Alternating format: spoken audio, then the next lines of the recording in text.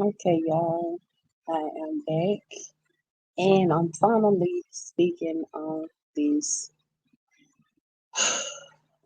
topic. Now,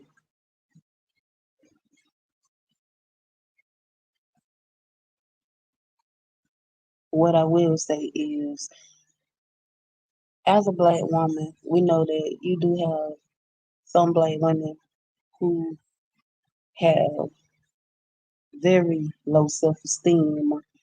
Um, I love Tamar to death. Um, I always have loved her music. I feel like See, this is why it's important as a black woman to let yourself heal because when you don't allow yourself to heal, you will attract the same type of men. You get what I'm saying? Like,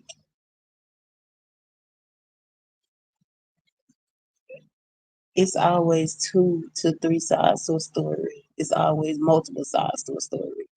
But when you don't give yourself time to heal, when you don't allow yourself to heal properly or heal correctly and you're looking for validation, acceptance, and approval, you get yourself in predicaments and situations like this.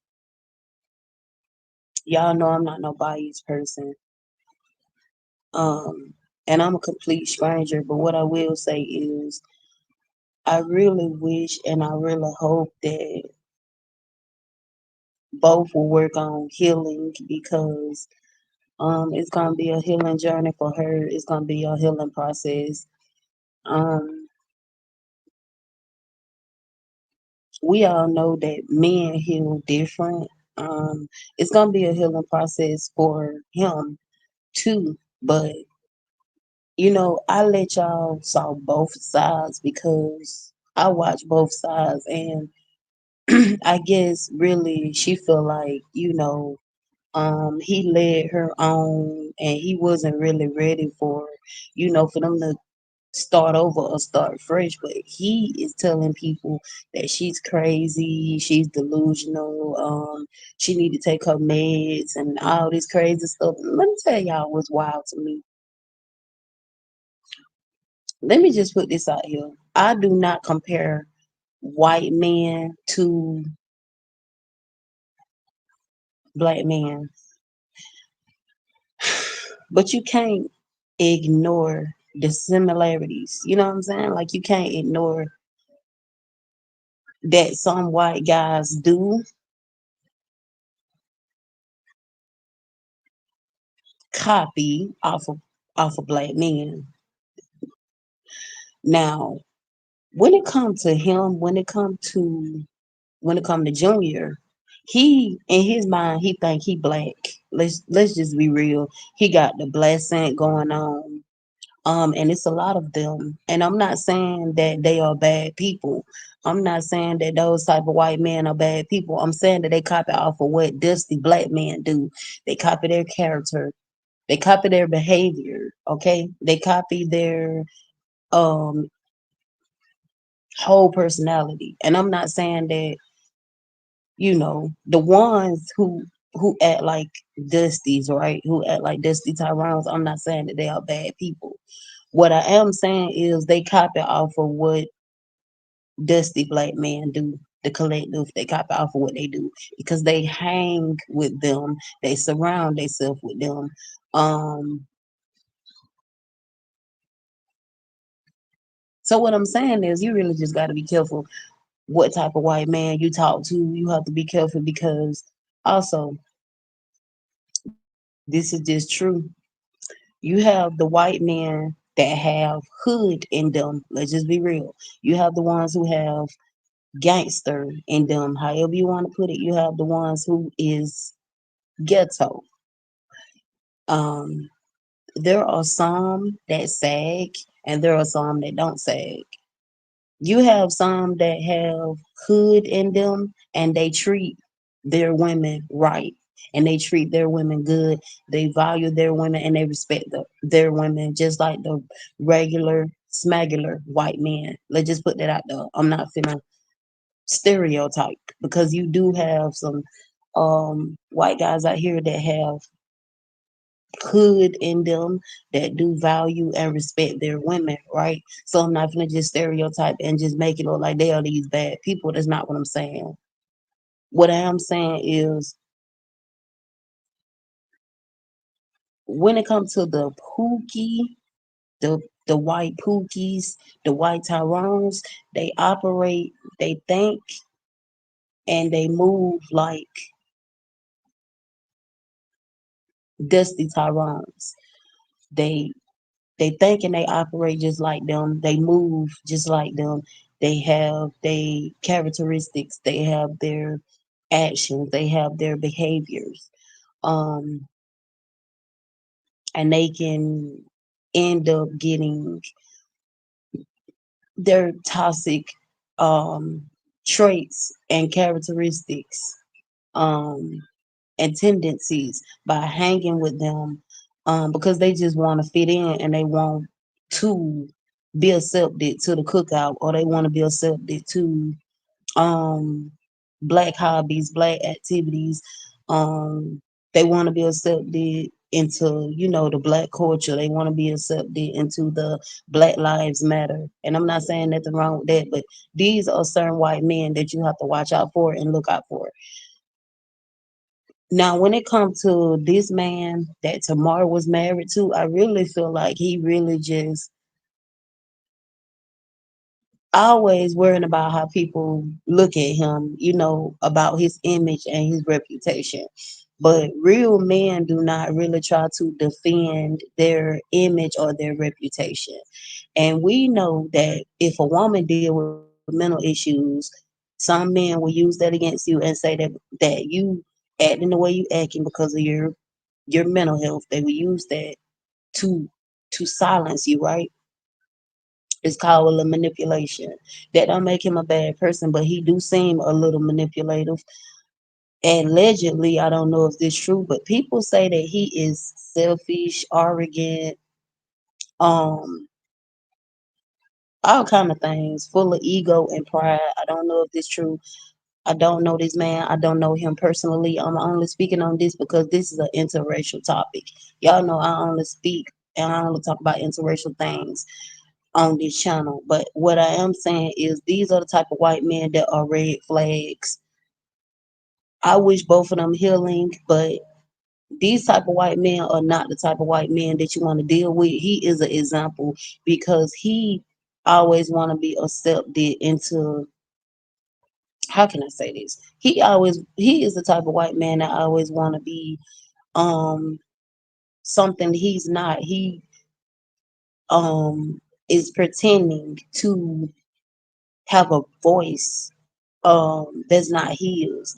It's the way he dress. For example, these are the type of white men that I stay away from.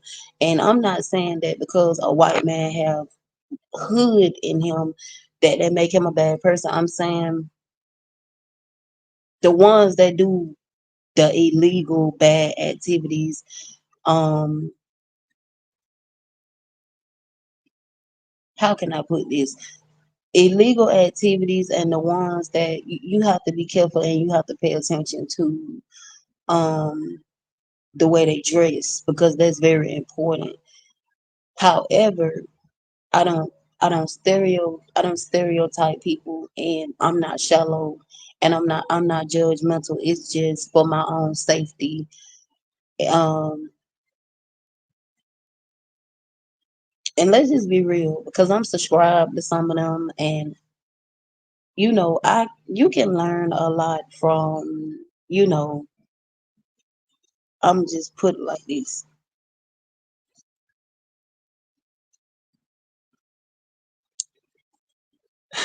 Let's just be real. You have white guys, okay, that have the small percentage of white guys, and some of them they come out and tell on themselves. You have the white guys who go for bad. You have the white guys who have been in prison. You have the white guys who have got locked up and went to jail. You know, there are different white guys, but it's a small percentage of bad white guys. They're just the truth. Is more bad black men than it are white men, and that's just the truth. And some people don't want to accept that. Some people just don't want to accept the fact that they are the most incarcerated, and that's okay. If you want to be delusional, keep being delusional, but those stats don't lie. Um,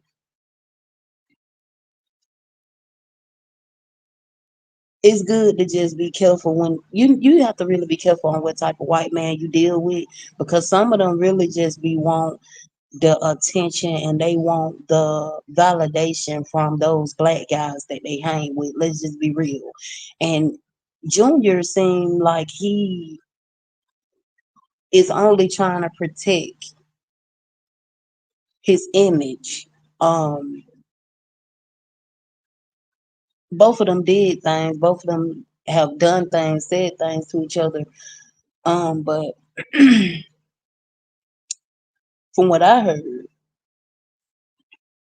is that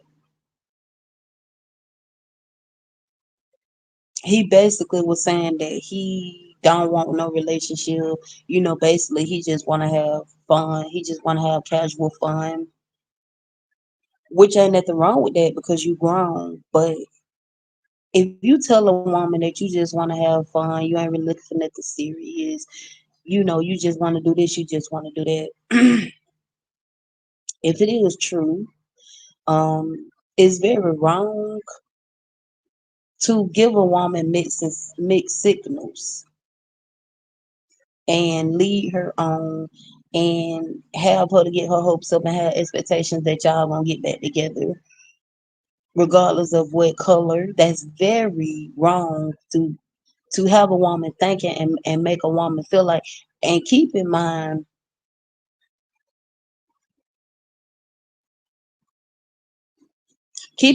she also was giving her body to him all over again.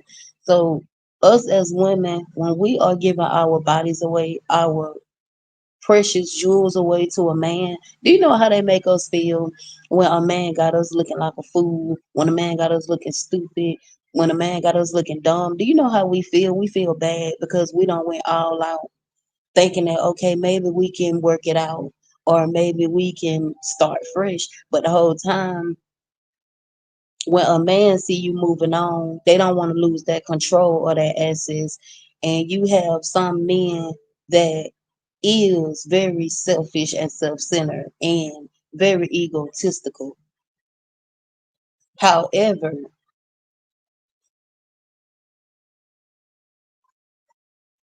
you know, some men are not considerate when it comes to, a woman feelings or emotional, you know what I'm saying, or emotions. Um, and when you backtrack and you get back with somebody who really don't value you or respect you, you will lose yourself. I could never stay with somebody that don't respect me or value me, and this man just look at me like I'm a sex toy. And I'm gonna just keep it real, and I'm gonna just be real from the way he was acting and what he was saying. If a man tell you that they don't, that a man shouldn't have to tell you twice. I'm gonna just say this: if a man tell you that in a way he say he don't want,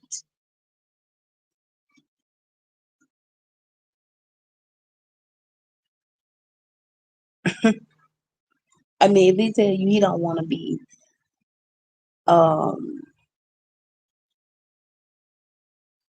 if he tell you he don't want to, like, physically, like he don't want to, like, it's like I really wish some black women would work on their self-esteem, because you shouldn't have a white man embarrassing you and humiliating you over the whole internet. And what's so sad about this situation is that you have enough um You have enough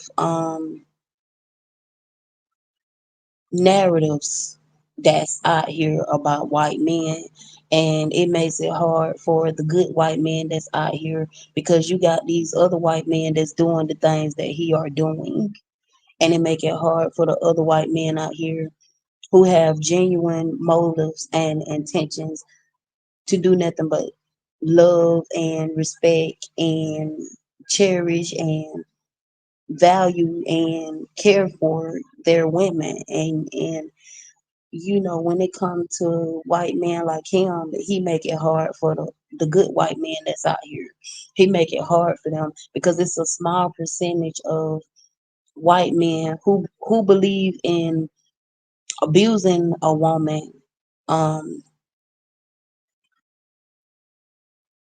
in all kind of forms, um and disrespecting and mistreating a woman in all kind of forms. However, let me put this out here. You also have white men who date and marry different races and ethnicities of women. You have white men who like Asian women. I have seen it, and it's not fake. I have seen white guys with Asians. I have seen white guys with Spanish women. You have white guys that date all races. They date all races. They don't see color. They don't just date. All of them is not. I'm not going to sit here and get on here and say that all white men just specifically date black women. I'm not going to put that out there. You have white men that like to talk to all ethnicities, and I have no problem with that. You have white men who are into Asian women more, Spanish women, Mexican women, Latino women. You have white guys out here that talk to all. They talk to all. And they let you know that. And I have seen that on some of their profiles. They like all women. Um, they don't discriminate. However, I don't know when it's going to change, but it's not. I don't think it's going to change right now. Of white men being the better option, because white men are known for being the providers in the household, the leaders, the protectors.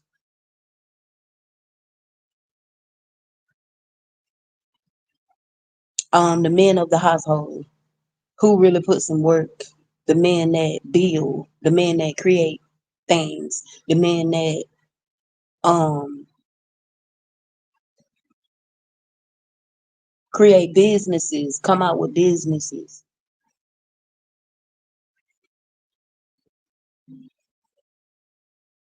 And let me just put this out here, y'all. I did not know that the creator, I did not know the CEO of Netflix was married to a black woman. I had to share that because that made me so happy. It just made me so happy how a lot of white men who have always been behind closed doors, that have always liked their black women, but just didn't feel comfortable to come out and say I like black women. And I'm not talking about the ones that fetishize black women. I'm talking about the ones who like black women, but they just not bold enough, and they just don't have the guts to say I like black women. I like this about black women. I like that, or I love this. I love that. What I will say is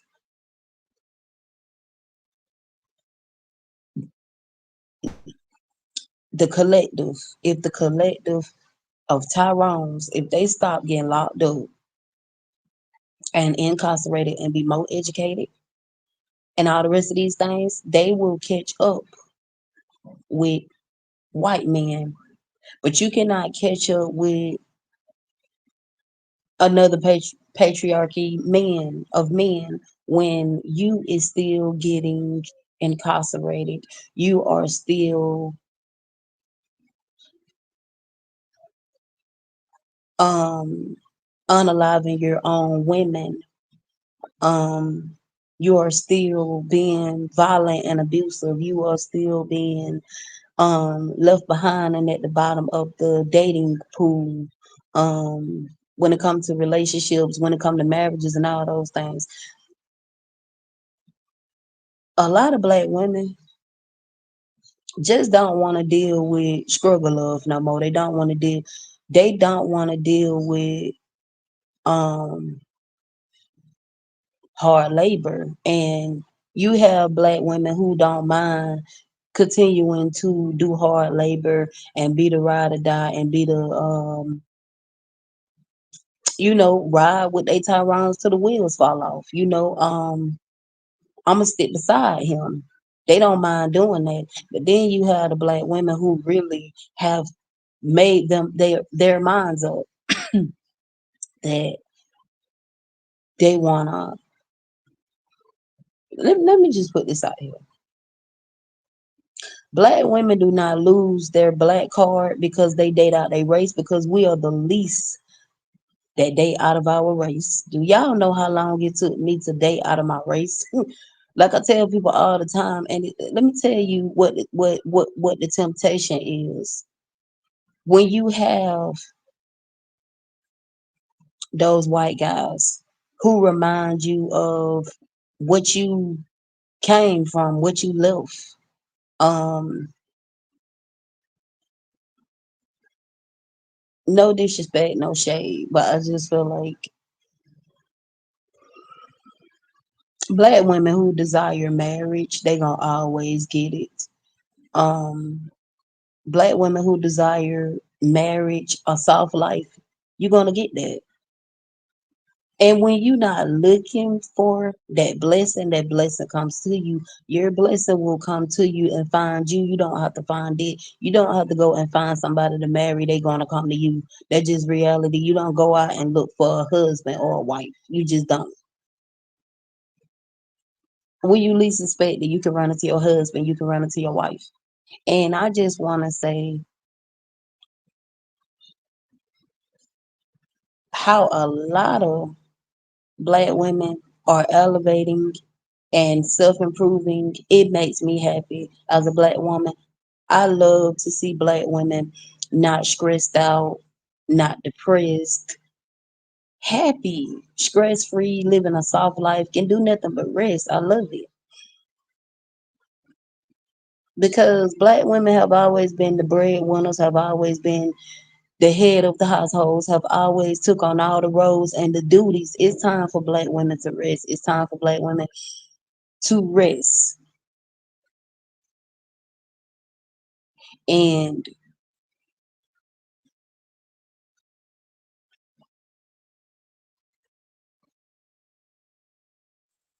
it's all about taking, what I'm saying, accountability on both parts at the end of the day. Um, Tamar gotta take on accountability. You know what I'm saying? Like at the end of the day, Tamar backtrack, and sometimes it's not good for you to backtrack. Um, she spin the block. Sometimes it ain't good for you to spin the block because um, before you spin the block with a person that you already done dealt with, been married to, however you want to put it, before you spin the block, you need to make sure that that person actions,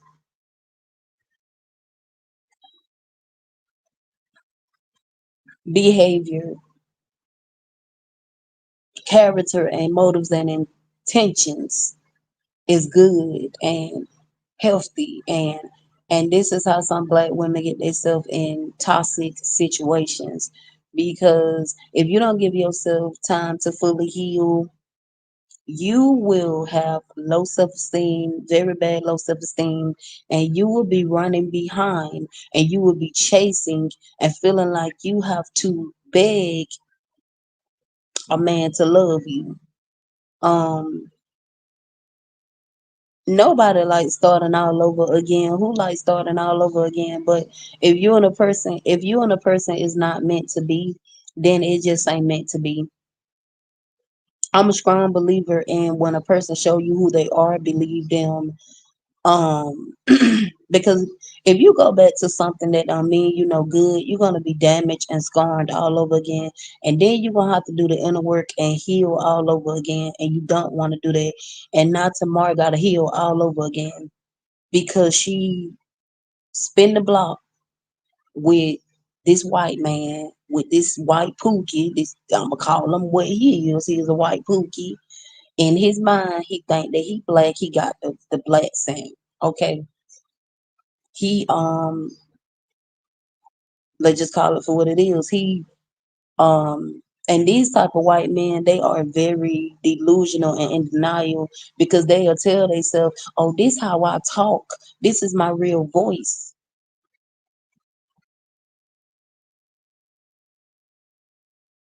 This how I dress." No, baby, it got something to do with the black guys that put you on game. Just like some black women put um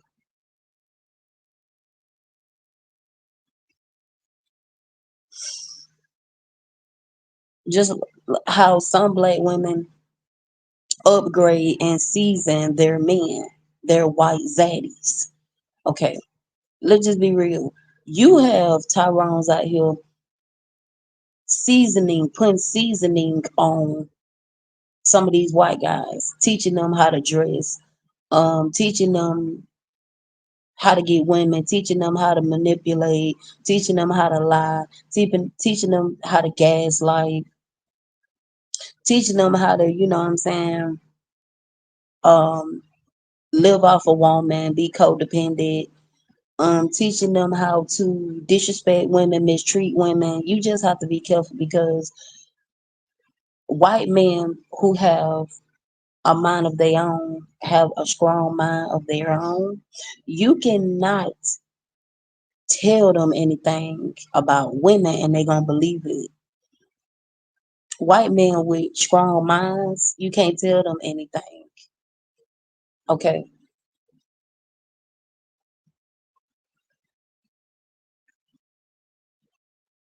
White men who have weak minds, you can tell them anything, and they'll believe it.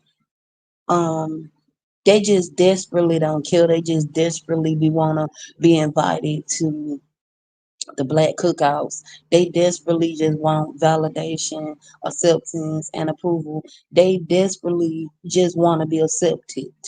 They just want to be accepted.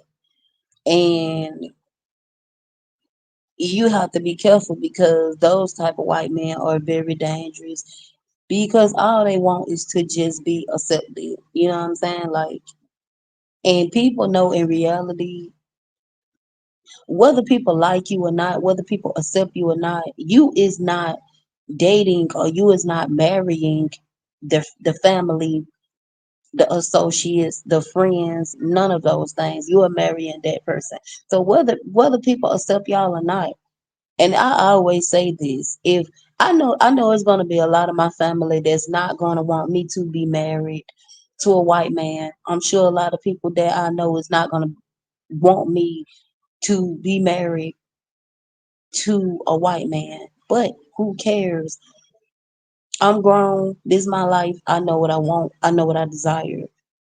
I know what kind of family I want. I know what kind of unit I want. I know what kind of man I want. I know what kind of white man I want. I know what I'm looking for. I know what I'm not looking for. Love have no color. Love sees no color. And it upset me as it upset some people.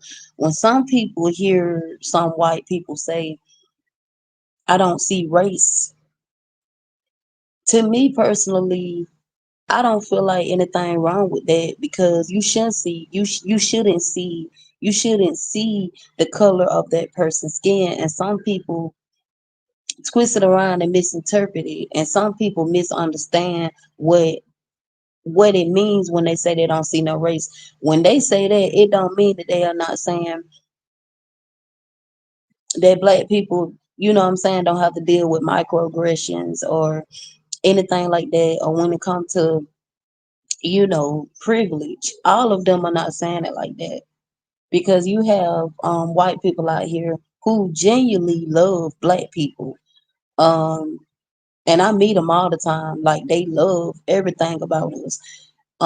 They appreciate us, and I just can't wait till one day everybody come together.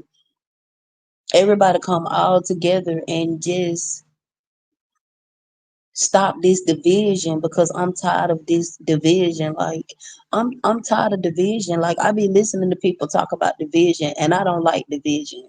I used to live in division and then you still got a little division to this day. And because it's a small portion and it's a small amount of white guys out here that's doing crazy stuff, people try to act like all white guys are doing that. All white guys are or SA trafficking women or abusing women or mistreating women, disrespecting women. No, they're not.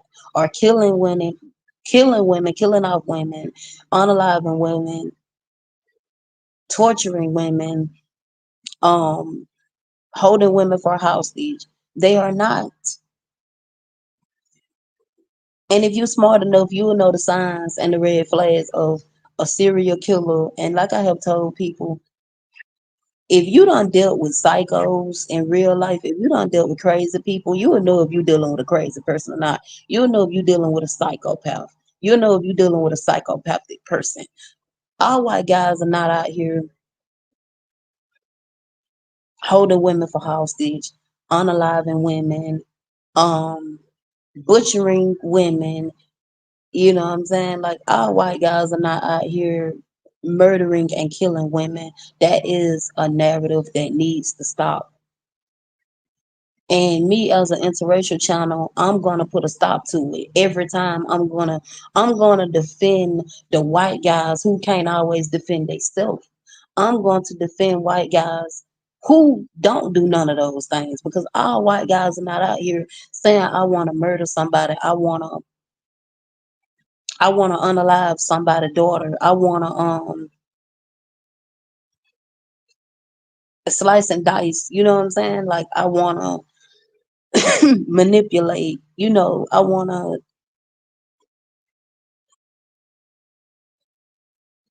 get their hopes up. I want to lead them on. All white guys are not going to lead you on. All white guys are not going to send you mixed signals. They're not going to lead you on. They're not going to send you mixed signals. You'll know if they really into you.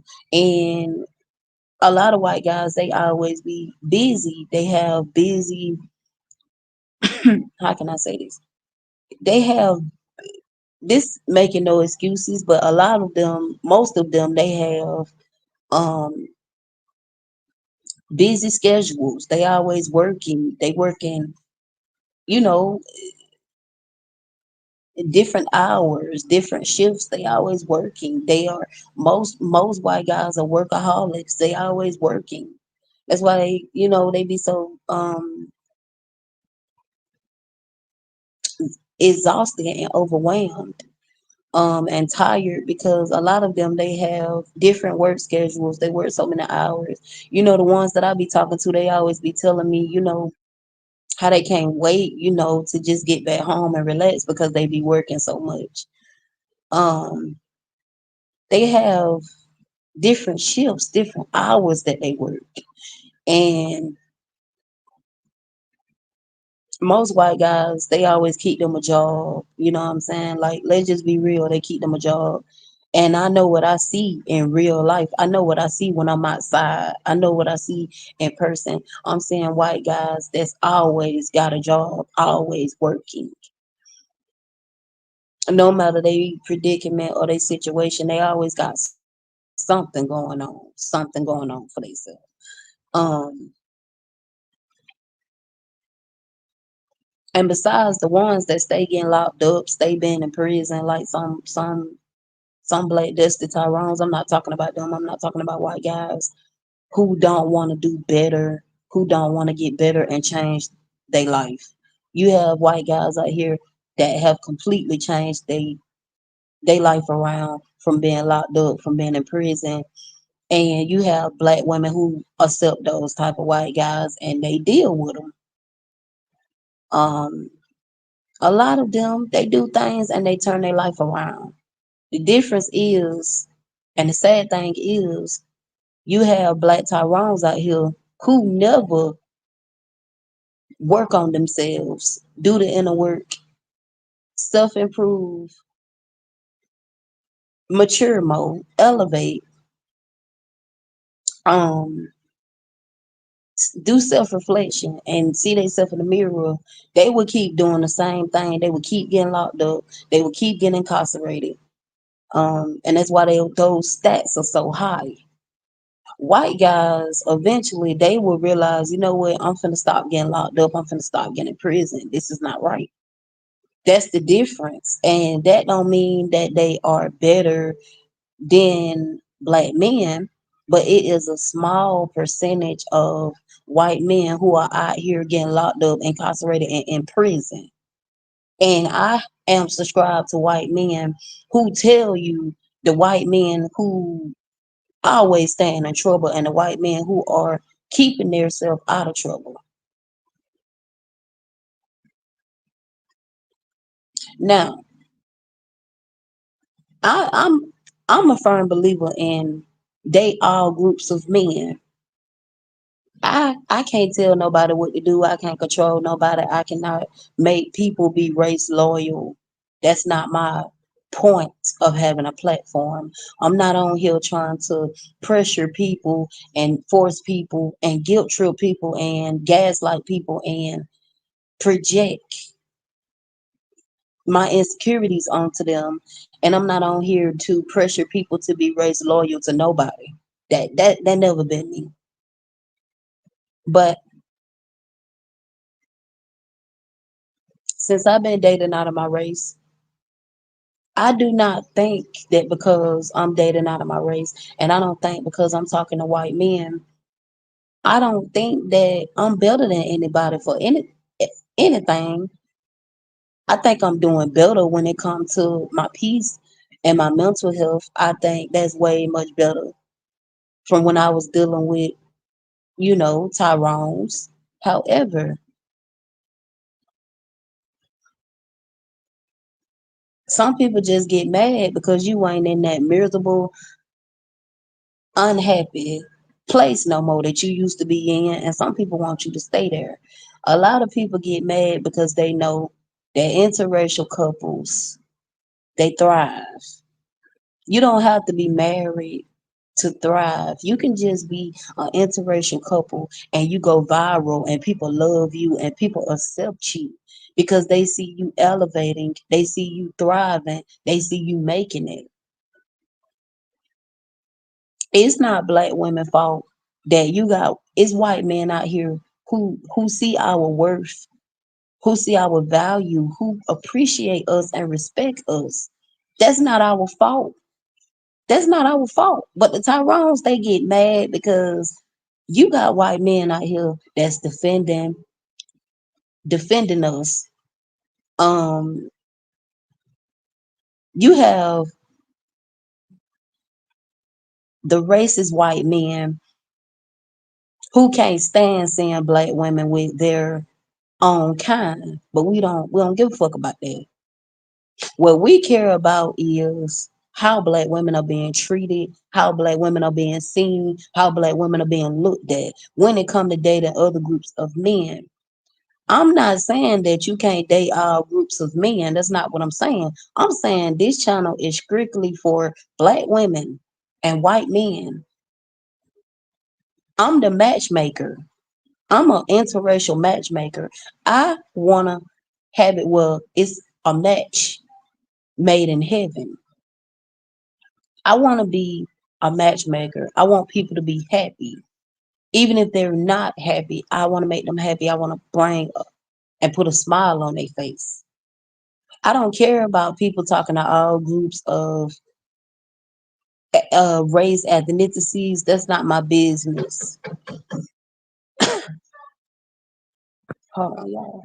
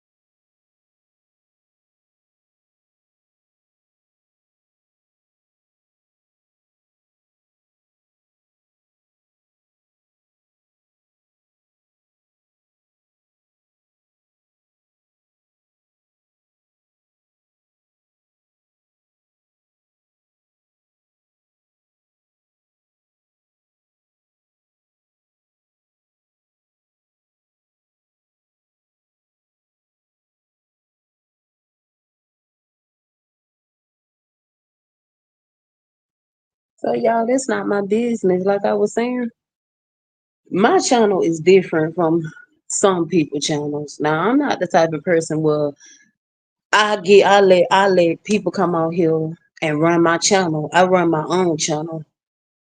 That's not good to let people run your channel because then people will try to tell you who and who not to talk to. Now I have been honest with y'all and I have told y'all. And this just me being honest, I'm not being funny. I even told my own mother, and y'all know she don't accept that. I told y'all how my mama,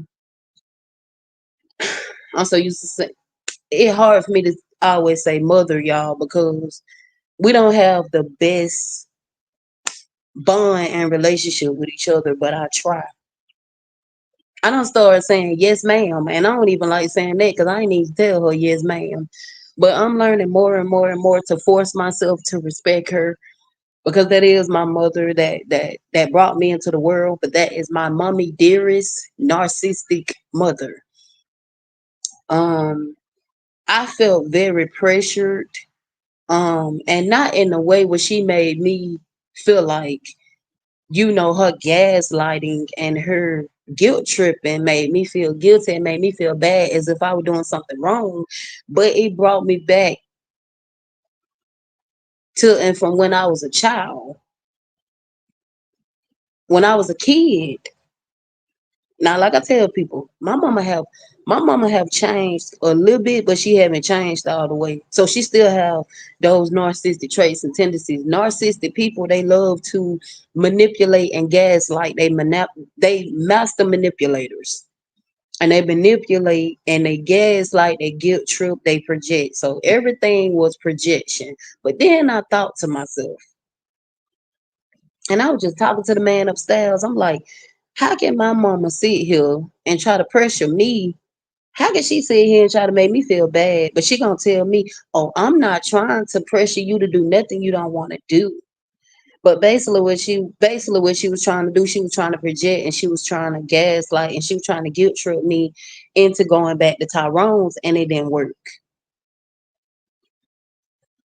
But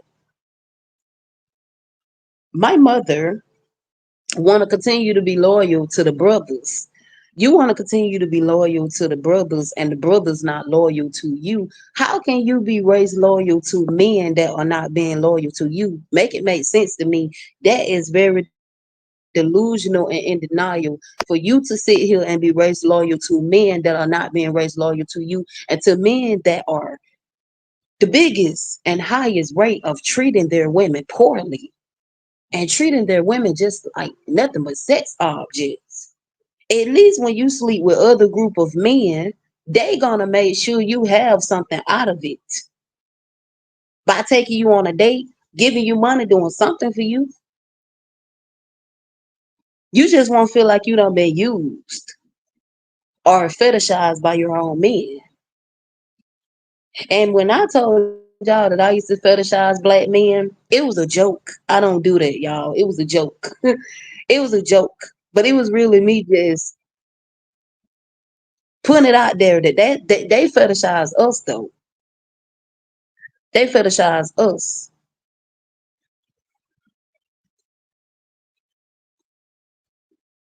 You feel what I'm saying? They fetishize us. We never fetishize them. I don't hate black men. I don't.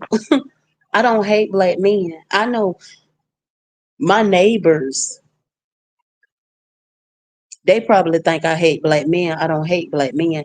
It just certain black men I don't like their ways. I don't hate them. I hate when it comes to the collective of them, I don't hate them. I still speak to them. I still communicate with them. I don't hate them. When you hate them, you don't want to speak to them. You don't want to communicate with them.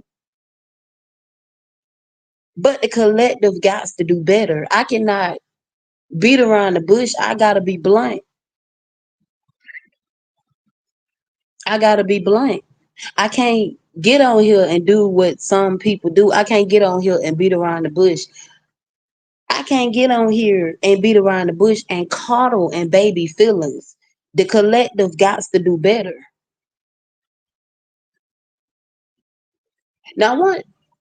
Once you experience something that you never experienced before, once you experience something more different, it's a good feeling. Once you experience something more different, of course, you're not going to look at your same group of men the same, especially when it comes to the collective. The collective is doing bad. When it comes to self-improving, when it comes to jobs, when it comes to education, when it comes to being productive, when it comes to building, when it comes to generational wealth, the collective is doing bad. I cannot baby that. I'm not finna baby and coddle feelings. I'm not finna sit here and pander and tell them what they want to hear. I'm gonna tell them the truth so they can want to do better for their women, so they can provide, so they can protect, so they can lead like these white men are doing. If you want to stop losing your women, you have to do better and provide, protect, and lead. If you don't know how to do that, learn how to provide, protect, and lead. Learn about generational wealth. Ask somebody, a male in your family,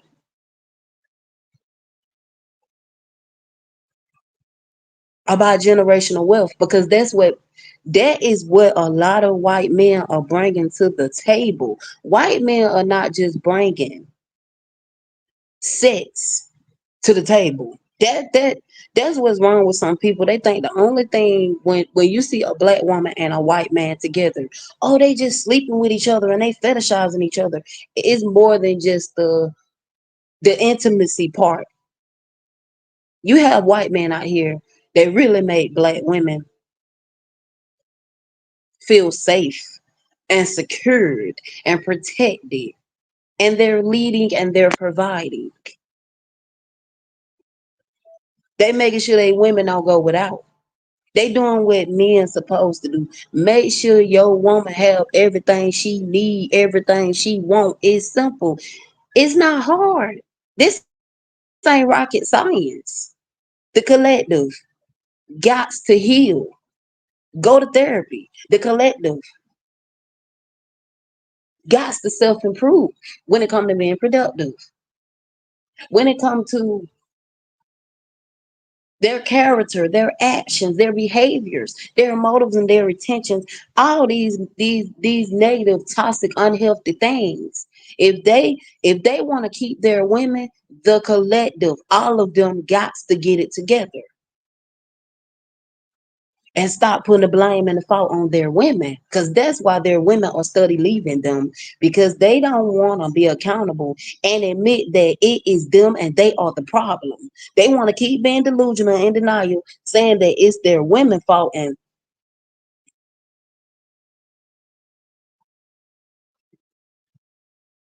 their women are the problem, when in reality they are the problem. They have the highest divorce rates with their own women. They have the highest incarcerated rates with their own women. We didn't do that.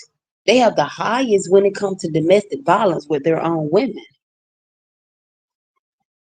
You can't put that on black women. That's black male doing. That's black Cain's doing. The collective got to do better. If they don't wanna lose their women, they got to do better.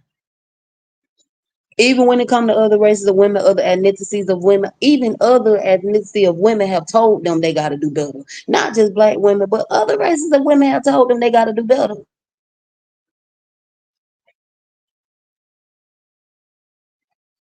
You got to be more productive. You got to self improve. You got to stop being stuck in your ways and stubborn and don't want your women to help you with anything or teach you anything. You're going to forever be left behind. You never going to make it to the race. You never going to catch up with other patriarchy of men because you too busy trying to compete and be in competition with your own women, because that's your own insecurities.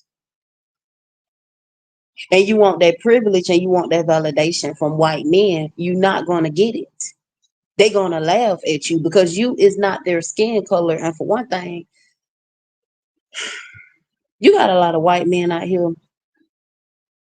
They really just be literally trying to help these Tyrones, but these Tyrones don't be wanting to listen. They be trying to help these Tyrones. They be trying to teach these Tyrones on generational wealth, how you keep your women happy, how you keep your women stress free, how you keep your women satisfied, how you keep your women needs met,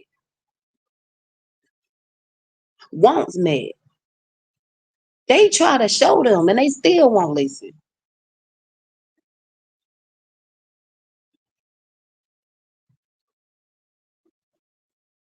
Now, when it comes to the toxic, racist white men, them, they don't matter to me in my book. I don't care about them. The white men, they be in them spaces where they be saying here, you know what I'm saying, telling these black men, oh, you need to stop messing with black women of this, black women of that. Fuck y'all. Y'all don't matter to me. But for the white men who love black women, those are the ones that's gonna ride for us. So the wheels fall off. So if they riding for us, why shouldn't we ride for them the same way and give them the same energy? It need to be reciprocated and the support. That's why whenever I can, I support Roadrunner. And I know a lot of people do not like the fact that I support Roadrunner. I'm gonna continue to support Roadrunner till I can't support him anymore. Because nothing he say be lies, and I ain't never seen this man bash black men. I never seen this man bash black Tyrones. He go in, but he don't go in like that. Not like he should go in my opinion. But Roadrunner is not lying when he say that interracial marriages is thriving. Is other white men that are saying the same thing that he are saying when it comes to white men and black women. Where is the lie? And I'm seeing it. I'm seeing it in real life. I'm seeing it in person. I have saw it. A friend of the family that we kind of know, this man, his wife is deceased. He want my mama, but my mama won't talk to him. He's a good white man. He is a provider. He provide for his women. His deceased wife. She didn't want for nothing. I watched this woman get spoiled and catered to 24/7. This man literally made sure she had everything she needed. And this was when I was still being race loyal. This was when I was still letting people make me feel bad for me going to other group of men so I can be treated better because I got tired of getting treated poorly. And I wanted to be valued and respected as a decent human being. I've saw this man buy his wife nothing but pocketbooks. Whatever she wanted, this man bought her whatever she wanted, and he didn't care about the price. He didn't care about the amount because he know when he die, he can't take that money with him. And a lot of white men do not care about how much money you want to spend. Long as it make you happy, long as they make you happy, that's all that matters. It's not about them; it's about you. They want to make you happy and satisfied. And I'm tired of people getting on here trying to say, "Oh, well, they saying that white men are better than other groups of men." I we never say that, and I never say that. I said that there are, which is the reality. Before I started that it under my race, even I know this.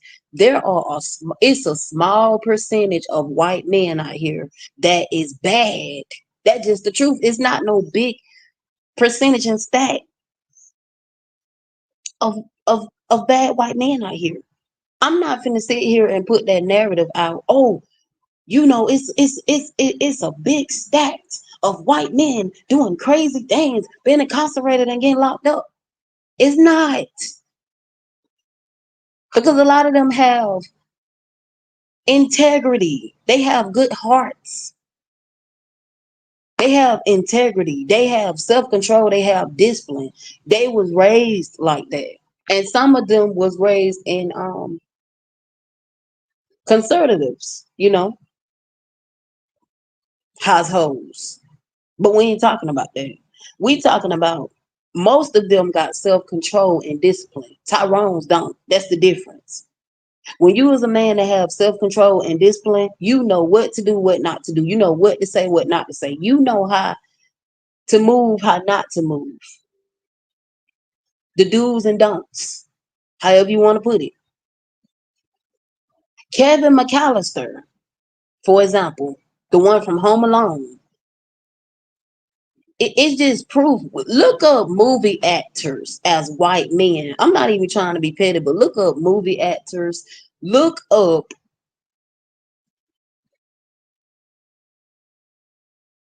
look up movie actors as white men. You will see that most of them be married, whether it's to their own kind, or it's another race or ethnicity. Most white men be married. Most white men are marriage minded. Most white men believe in marriages long term and not short term. Long lasting, long marriages. That's just the truth. And some people don't want to accept it. They get mad about it. They try to make a comparison, similarities. There's no comparison and similarities. Where is your proof? Where is the data? Where is the stats? Please show me. Please show me the proof, the data, and the stats. Show me the percentages of white men that's out here that's just lonely and dying by themselves, dying alone. Okay, show me, cause I don't see too many white men that's dying by themselves, dying alone in nursing homes.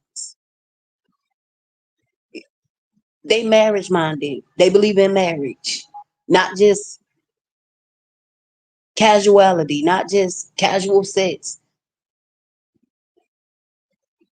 one night stands, booty calls, the hookup culture, sneaky link culture. Not too many. You got a small percentage of those white men who just want to do that, but not too many.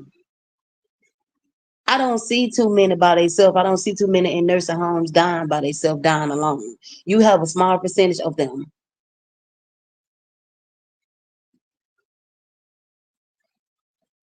White men who treat you right, they deserve to be uplifted.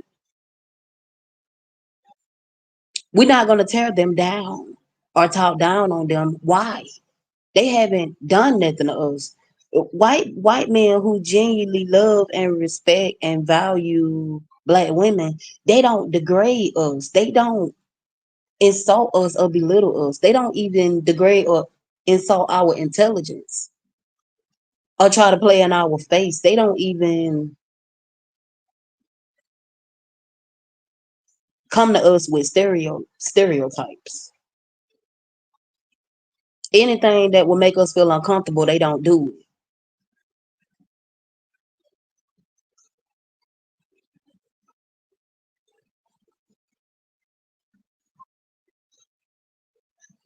A lot of white men are no longer being race loyal.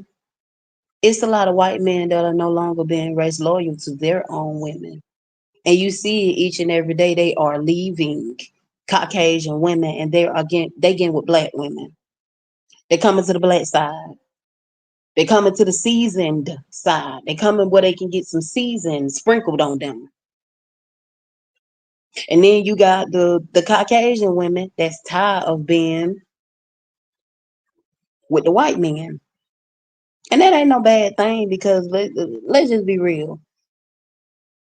Whatever group you want to talk to them.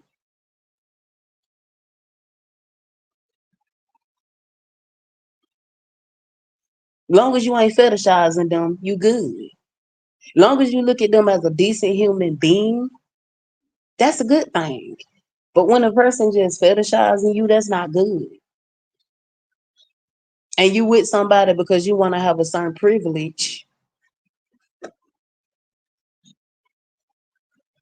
I'm not talking to white men because I'm trying to gain privilege. I'm trying to fill a void. I'm not talking to them because I want validation, acceptance, and approval. I'm talking to them because they is the better option. I'm sorry, they the better option.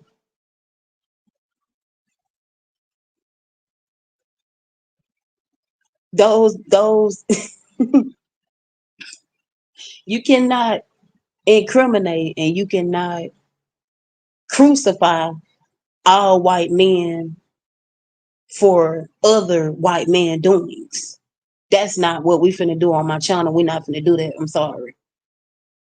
Now, if there were a small percentage of black Tyrones that get locked up and incarcerated and do bad things to their women, I would say that. But that's not true. That wouldn't be true.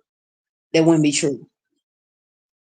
Because most Tyrones, they are in, like some black women, they grow up and be raised up in broken homes. And most white men, a lot of white men do not grow up in broken homes. Their parents be married. Okay? They be married. And some of them marry very young. No shade. No shade, but I'm just telling the truth. Now, some black women want to keep holding on to that 1%. They want to keep holding on to that hope. I'm not mad at them for that.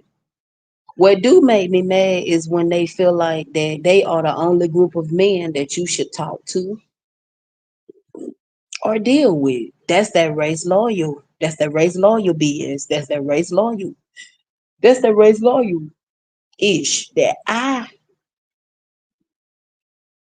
cannot fuck with. Because you should feel like any group of a man can see value in you and respect you and treat you right and appreciate you.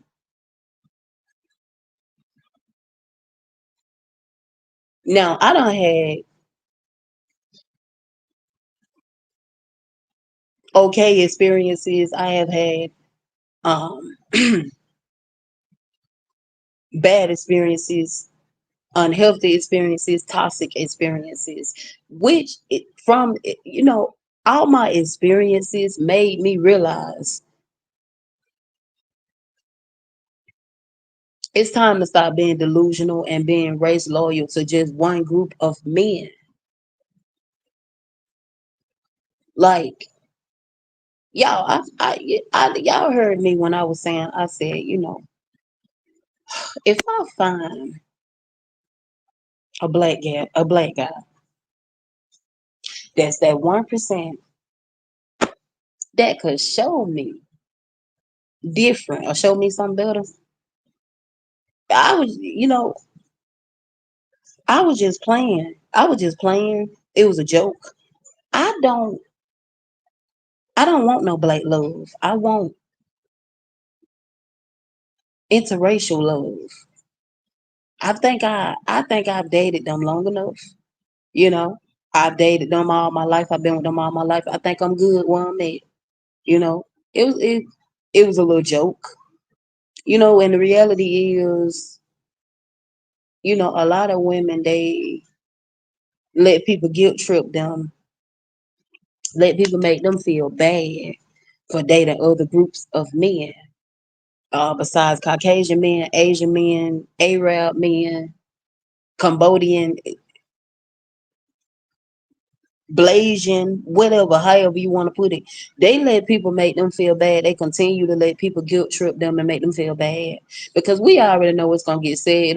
It gets said by people who is closed-minded people who is living in fear and still got that segregated mindset and that division mindset. The first thing they gonna try to guilt trip you with is, oh, you done lost your black card. Oh, you no longer black. Who start coming up with these kind of things and making up these kind of things to say that you no longer belong in the black community because you was dating out of your race or you was marrying out of your race. It's sign entitled to me.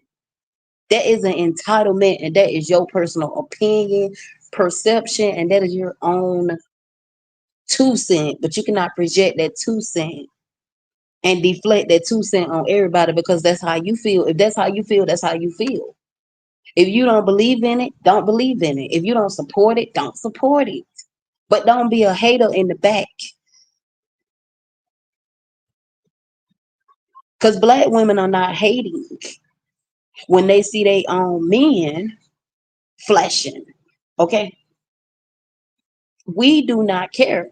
The only thing that we have said 1,000 times, we do not want to be the excuse on why you date out or you marry out. Don't use us as an excuse. Don't use us as a punching bag. Don't use us as a scapegoat. Oh, this why I'm dating out of my race. No, you dating out of your race because you looking for validation, acceptance, and approval. Let me hold your hand when I say this. You dating because you just want to be accepted and you want privilege like a white man. Now I clock that T for many token Tyrants.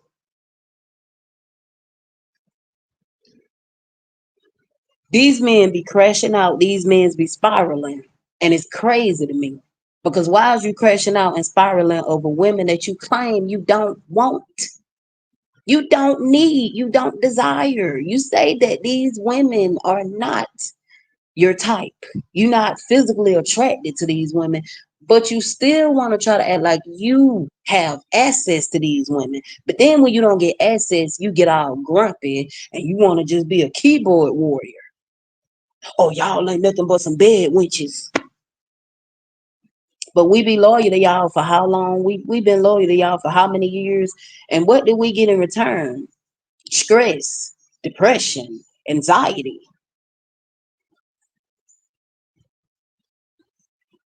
And then y'all get mad when it come to options. Who is the better options? White men. You know why? Because most of them believe in marriage. Most of them believe in getting engaged, not wasting your time, giving you mixed signals, leading you on, confused, and they don't know what they want. Most know what they want, and I see it every day.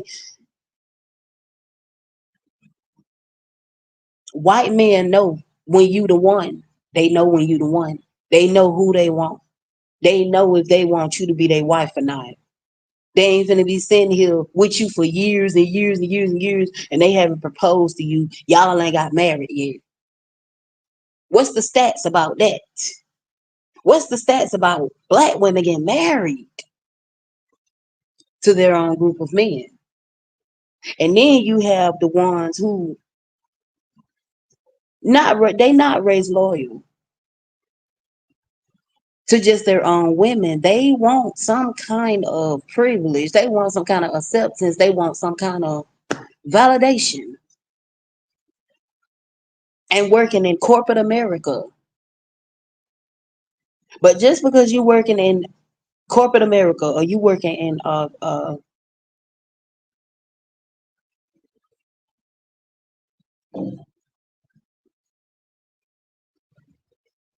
corporate type job space, that don't make you better than your own women. Because when it comes to the racist, entitled, bigot white people, the ones that racist bigots, they only look at you as, say it with me now, they look at you as a nigger. And they will always look at you that way. No matter how much you try to gain they acceptance, they will always look at you as a nigga.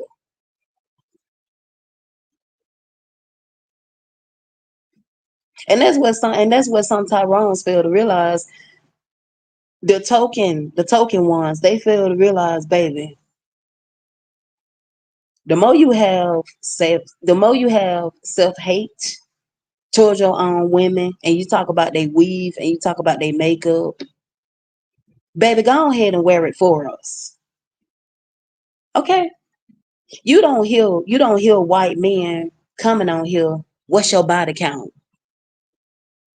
Not too many. I haven't seen no white men. What you bring to the table? What's your body count? I don't like women with makeup. I don't like women with weave.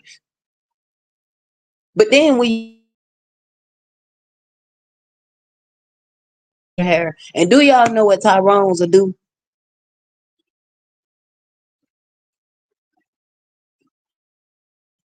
Oh my God, she's ugly. She's unattractive. She's undesirable. Look at her hair.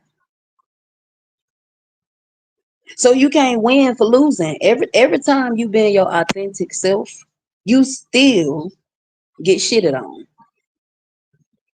You still get talked down on. You still get talked about. But then when you talk about them, you the bad person. But they come for you first and they send for you first. Because that's the obsession they have with us. They just have to mess with us. They is obsessed. We is not obsessed. They is obsessed.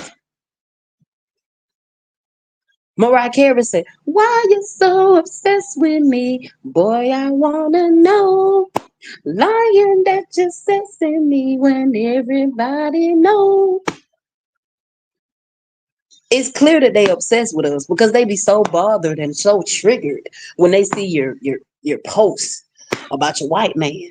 Or they see your videos on TikTok. Oh, it's a trigger. Why?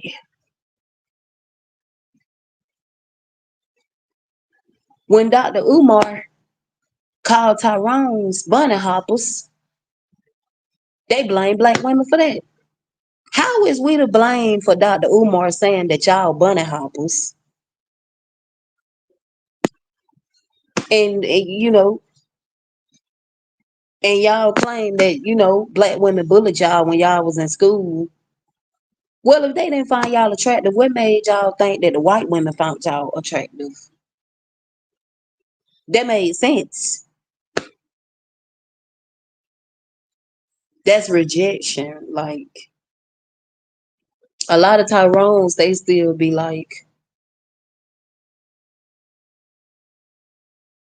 that in school, and they still hold on to that rejection, that unforgiveness, that resentment, that grudge.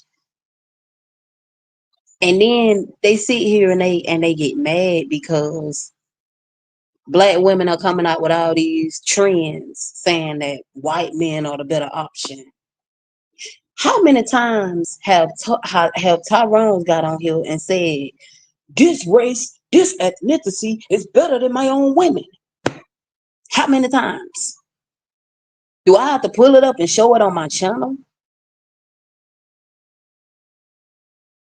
The times they done got on here and degraded their own women and said, "Oh, black women don't have natural hair.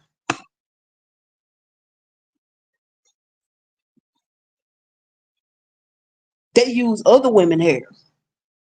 They buy other women hair. They steal other women hair. They want to be white women. They want to dress like white women. They want white women's hair. They wear white women hair. They in competition with white women." Do I have to show that? That's what I thought. So, like I was saying, when it comes to the collective, they got to do better. That's just the truth. I'm not gonna sugarcoat it. We done seen it happen.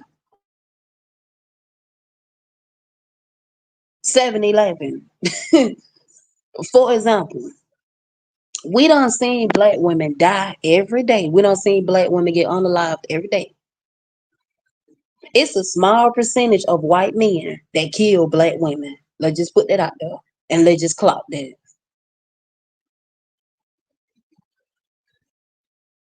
And all these little nicknames and all these little pet names,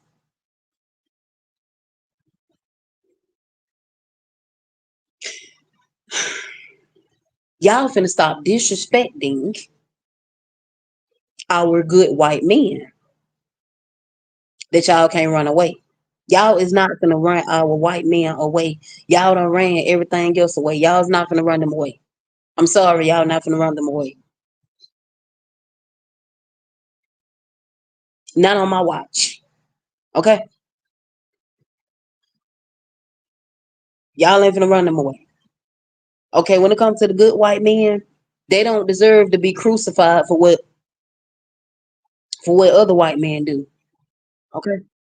They don't deserve to be crucified for what their other kinds do. They don't deserve to be. to be crucified for that, to be blamed and fought for that. They don't deserve those narratives about them because all of them are not bad, evil people. All of them are not fetishizing, racist bigots. Now that's a mouth. Now that is a myth. And that is fiction. Okay? Because that's not all of them, period. But some people so bad, they want to be able to say, all white men are evil, all white men are bad, all white men fetishize black women. No, the fuck they don't.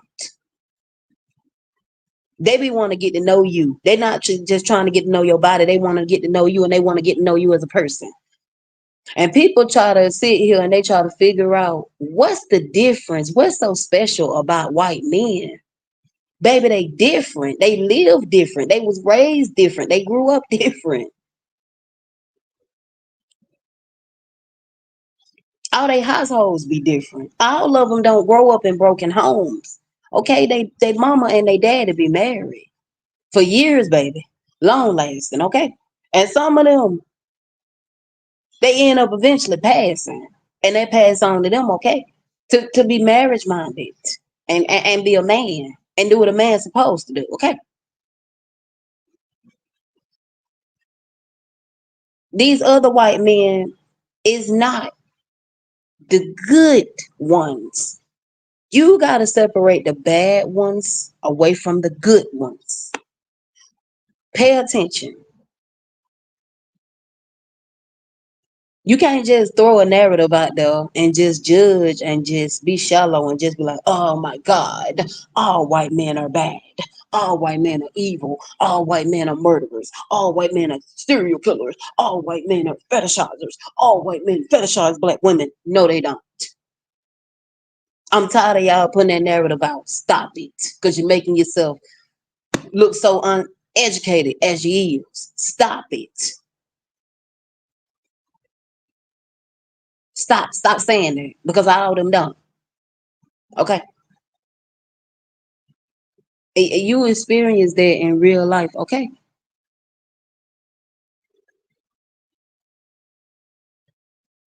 A lot of them they want to get to know you. Okay. They want to get to know about your goals, your ambitions, what you want in life. Okay.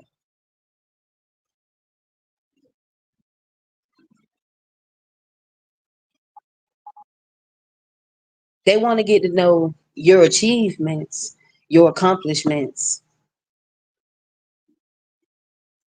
and they're not going to get jealous and they're not going to be in competition with that. And they're not going to see that as a threat and get intimidated by that.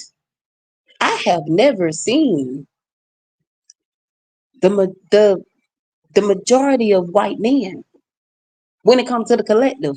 I've never seen them get mad with their own women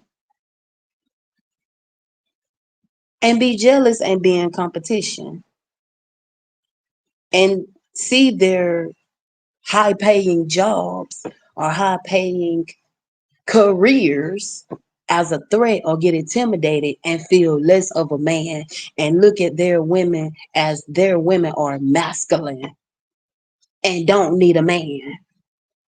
Power to the people. I'm strong and independent.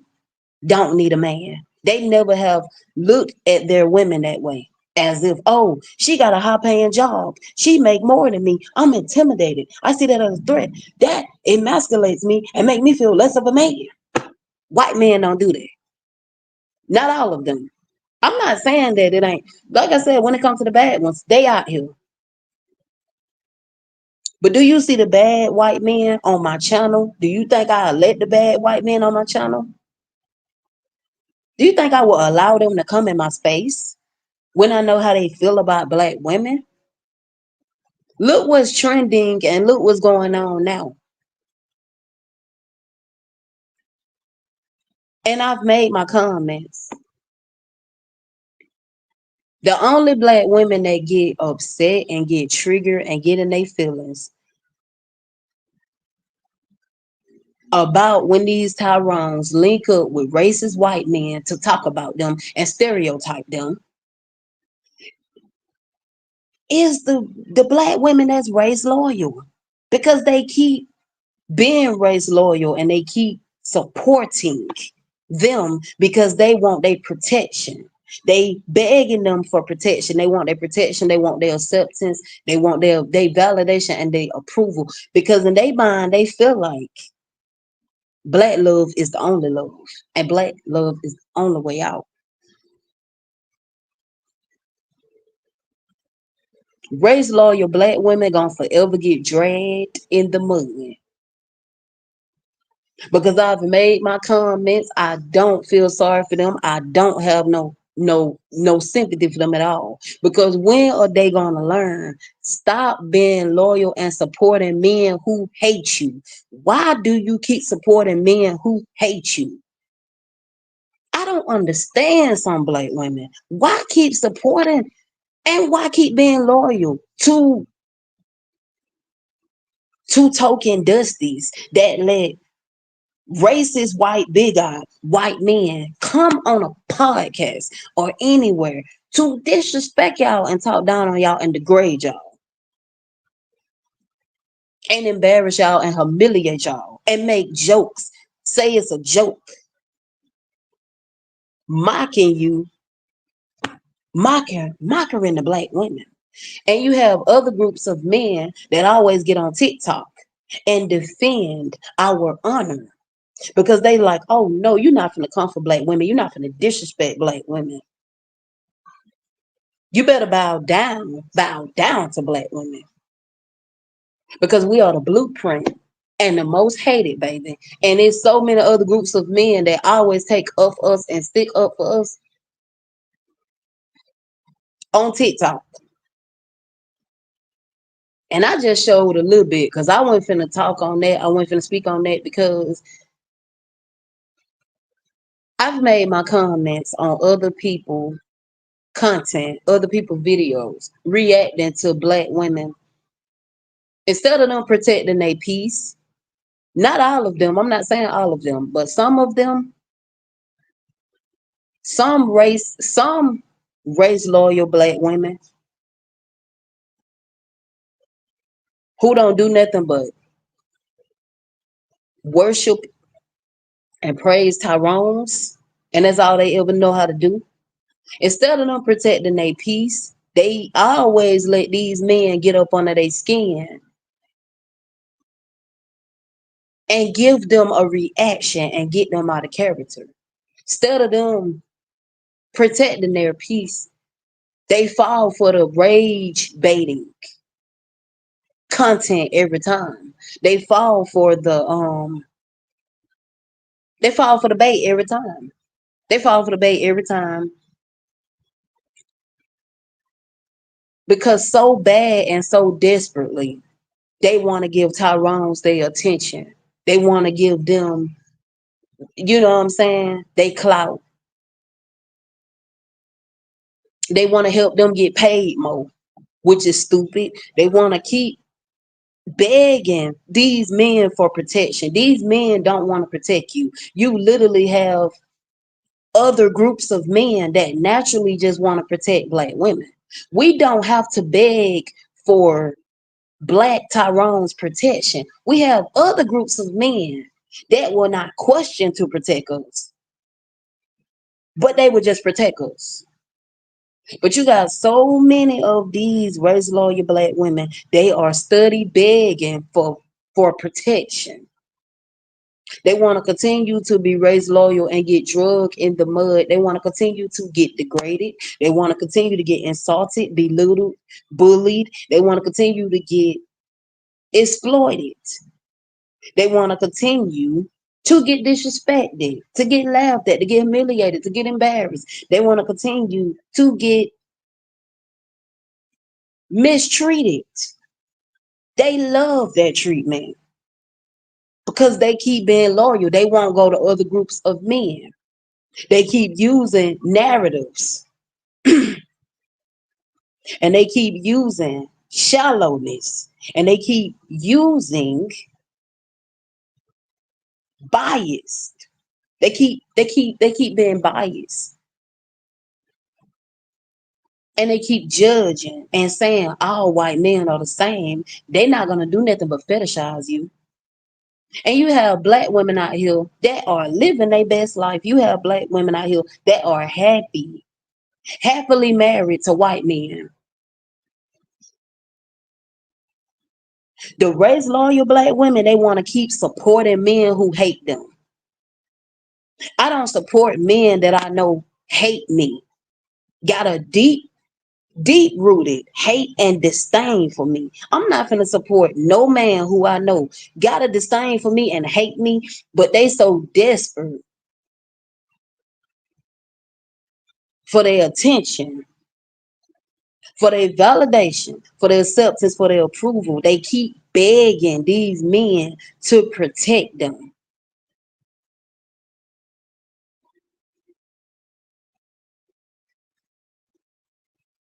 They keep protecting them. They keep enabling. They keep supporting and being loyal to men who are not reciprocating the same energy. Why keep doing it to yourself? And it pisses me off and it triggers me because the race loyal black women, they always want to come with their sob stories. Baby, you need to date out. That's just that. That's the only solution I can give to you. Like I was saying, all these black women getting on TikTok, crashing out, spiraling, having a mental breakdown over this whole trending viral thing,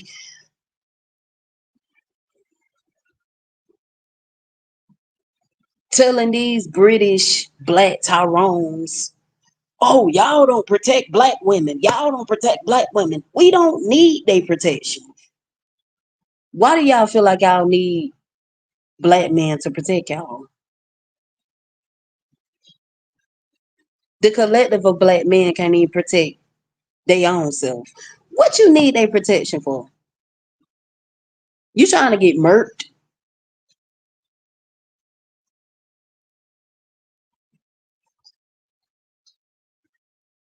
And like I said, that's why I don't watch some black women that's race loyal. That's why I don't watch them like I used to because I don't realize some black women who are race loyal, some black women they love the drama, they love the chaos, they love the conflict. Instead of them being peaceful and protecting their peace, they want to keep getting into arguments and debates with Tyrone's about, oh, you don't protect black women, you don't protect black women, you don't protect us, you don't protect us, you don't protect us, you keep disrespecting us, you have disrespected us, you have disrespected us for this many years, for this many decades, you have done this, you have done that, you keep mistreating us, putting other women on a pedestal, you keep bringing racist white T-men, and you won't speak for us. They not going to speak for you because they hate you.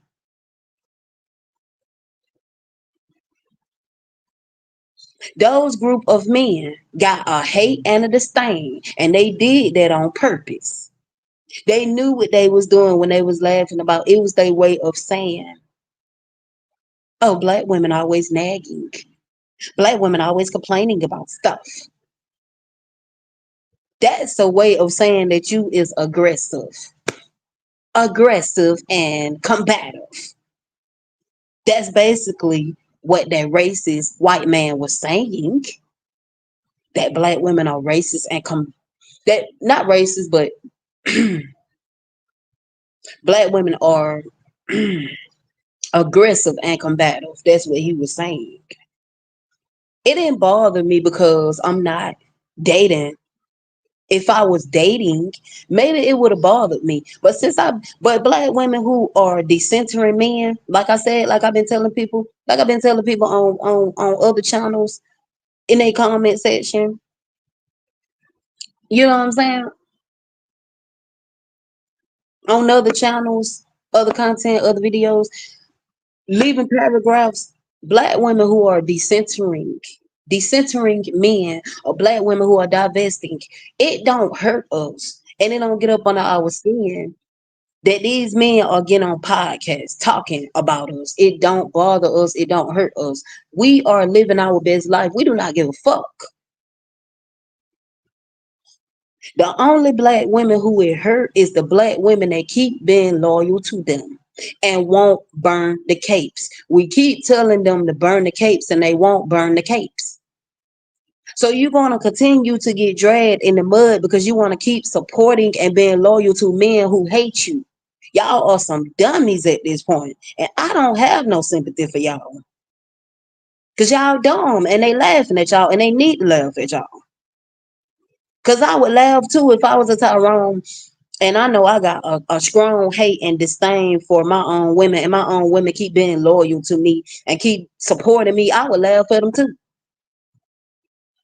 They need to be laughed at because us black women who are divested, decentering men, we do not care how Tyrones feel about us. We lose no sleep. We are peaceful. We got peace. We happy. We resting in our femininity. We're not going back and forth having arguments and debates about them not protecting us. We're not begging them for protection. We're not asking them for protection. We're not looking for their protection. We can protect ourselves. And other group of men be willing to protect us naturally with no questions.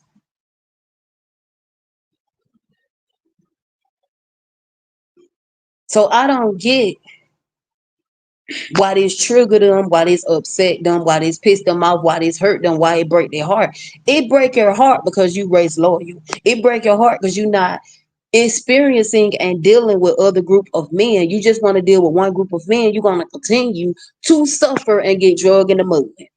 And all I see when I'm on TikTok, well, they may like they happy. Well, I'm happy. I support my black sisters. That's what I see some of these race lawyer black women doing. They contradict themselves and they hypocrites. They just like the Tyrones in a way, just a little bit. They got they pathology a little bit. Cause I have went to some black sisters on TikTok and they will sit here and they'll make like they happy for black women who are dating out, marrying out, and then they'll bring up segregation and they'll bring up the Great Depression. They'll bring up slavery and all that other stuff, trying to guilt trip and make you feel bad for dating other groups of men. But they will say, "Oh, I'm happy for you." How is you happy when you sitting here throwing shade and shots and basically saying, "Well, date who you want to date, but don't tear your own men down. Don't tear the brothers down. Don't talk down on the brothers." Do the brothers care when they talk down on us or talk about us? No, they don't. Do the brothers care when they talk down on us and talk about us? The ones who do that, do they care? Do they give a fuck about black women feelings or emotions or mental health? Do they care about the stress that they bring? No, they don't.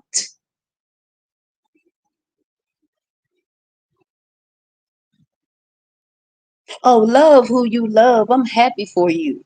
And then the next thing you know, well, just be careful because you got some white men that fetishize you, that fetishize black women. Girl, bye. Girl, bye. That's when I cross the line, and that be the top of the cake for me when I hear that. Because you happy, but you really jealous and you envious. And you don't got the guts to date other group of men. You scared and you living in fear. You letting that slavery mindset hold you back, baby.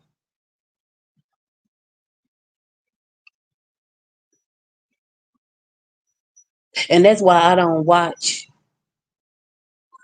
some black women that I used to watch. I don't share their content. I don't speak on their content. I don't talk about their content because I realize some black women that are race loyal, they're gonna continue to be race loyal. No matter how much these Tyrones drag them, they gonna keep being stupid and dumb and have themselves looking like a fool. You can't help nobody that don't want to be helped. I'm not trying to save black women that want to keep being dumb bitches when they can be doing better with their lives. You want to keep getting drugged and dragged by the Tyrones? That's your fucking business. And that's why I don't share certain black women that I used to share, because they only want to just be with only one group of men. They may like they happy for their sisters that be divested, but they really be jealous and envious. When you can have that same life, you literally can have that same life, but you rather suffer, and you rather keep, anytime these Tyrones got a platform or they got a account, they got a social media account, they got a channel, a YouTube channel, or they got something going on TikTok, or they got a podcast. You got so many race loyal black women that go over there to get attention, because their self-esteem is on the floor, their self-esteem is at the floor. They need to really work on their self-esteem. Their self-esteem is so low and so bad, they really depend on these men to make them feel good about themselves. When you was the blueprint, black women are the blueprint. How can you sit here and beg for how can you continuously sit here and beg for men protection who don't give a fuck about you? I look at them and I just shake my head. Y'all sitting here study begging these men for protection. These men laughing at y'all. Y'all so desperate for these men protection. It's giving protect me, protect me, protect me. It's giving pit me, pit me, pit me, pit me. And a lot of them say that they no longer pit me's. I can't tell, because it's giving please protect me. I need you to protect me. Y'all are begging and asking these men, or yet y'all are looking for protection. That's why they feel like all black women want their protection and looking for their protection and asking for their protection. We do not want no Tyrone's protection. Baby, it's other groups of men out here that's willing to protect us. No question answered. Period. We got other groups of men that's willing to protect us and shield us and let no hurt, harm, or danger come against us. So why is you sitting here begging men who got a hate and a disdain for you, and they really want to be you? They want to wear your wigs, they want to wear your weave, they want to wear your makeup. Baby, we don't need no man like that to protect us. We don't need that. Girl, bye. Protection well. Don't nobody want no protection like that.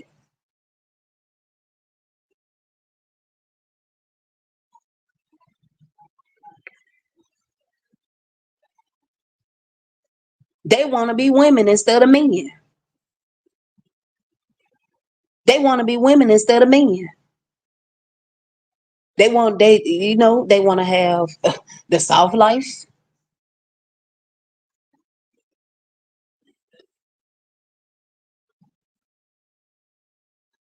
They want everything to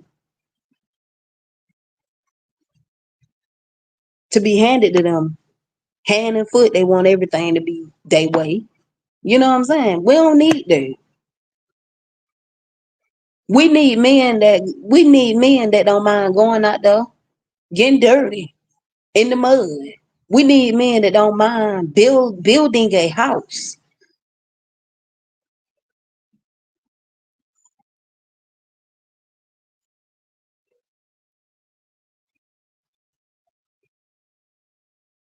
So I just don't get, when it comes to some race loyal black women, why is they begging these men for protection? Do y'all realize y'all are the laughing stock?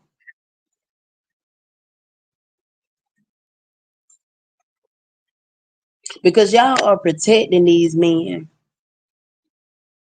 and these men are not protecting y'all.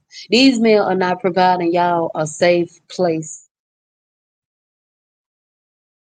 a safe space for y'all to rest in y'all femininity. And these are the men who y'all want. These are the men who y'all still believe they can be leaders, providers, and protectors, and have generational wealth and be productive in the black community.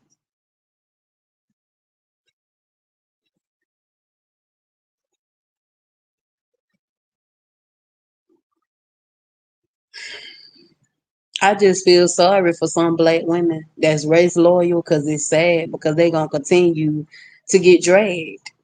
defending these men, taking up for these men, justifying for these men,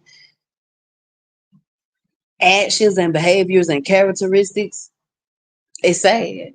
It's sad when the man, the actions are there every time. They prove every time how much they hate and gotta disdain. We have seen the thumbnails on their channels. We have seen the thumbnails, how they really feel. What do they call they plus size black sisters? They call they call us bitch Shirleys. They call us whales and all the rest of those things. So you think Tyrone's give a fuck about you? Tyrone's don't want to lose access or control over you, baby. Tyrone's don't want you to talk to other group of men, but they want to talk to other group of women. Get the fuck out of here with that entitlement and that obsession. It's weird as fuck. And I'm tired of it. Date who you want to date.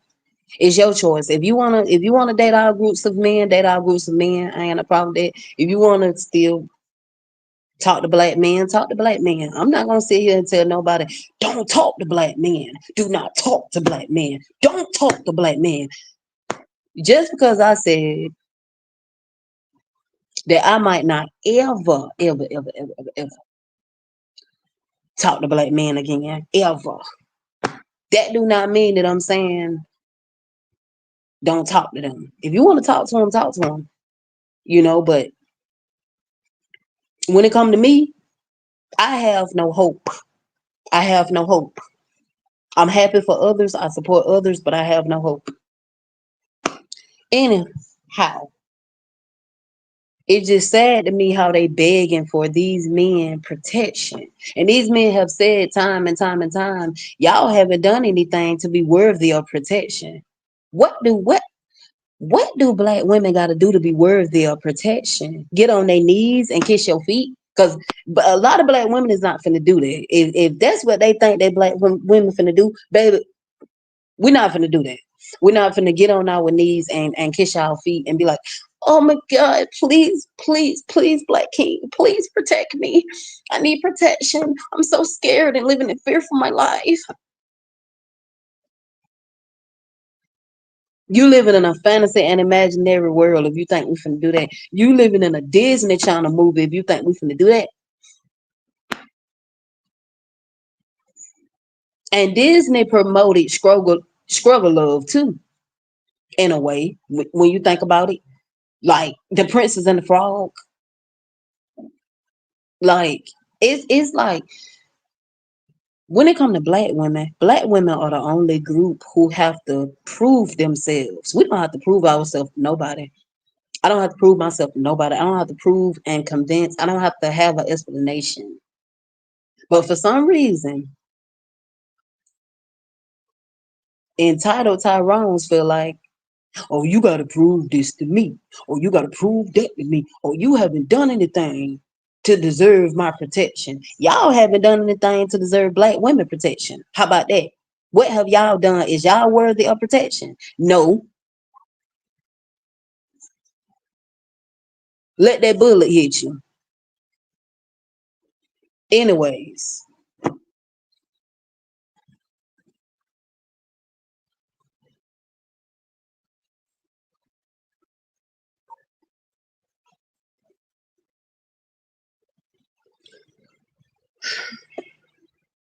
a black man died.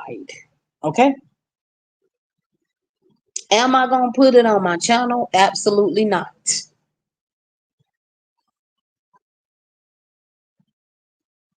But anyways, they teach their sons how to be gangsters. They teach their sons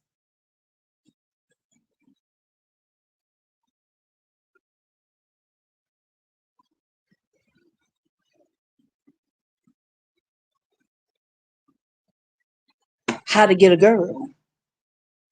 They don't teach their sons, oh, it's important, son, for you to get an education and stay in school, make something out of yourself.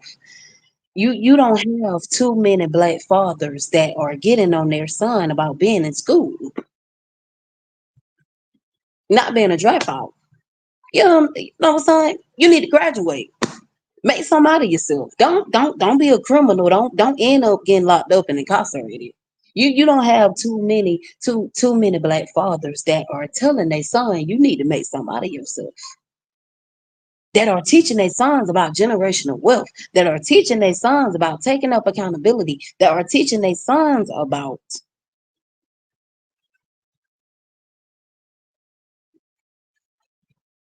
having emotional intelligence,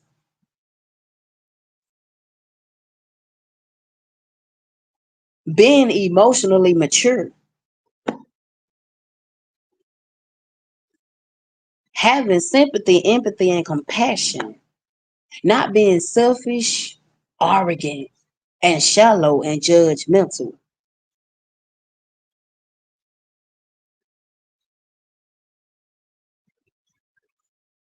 Closed minded,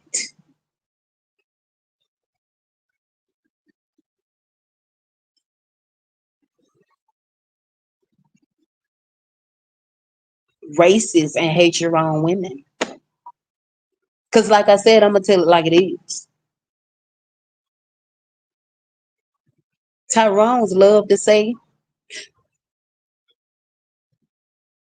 that we are racist, but really they are the ones that's racist. Because who are y'all to try to tell us that we can't deal with white men?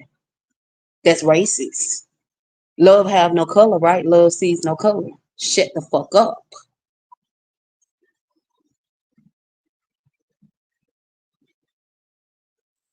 And so my mama asked me, she was like, well, since you've been dating white men, do you see black men as less than? Do you see the brothers as less than? We talked about the brothers for an hour, you know what I'm saying? My mama was trying to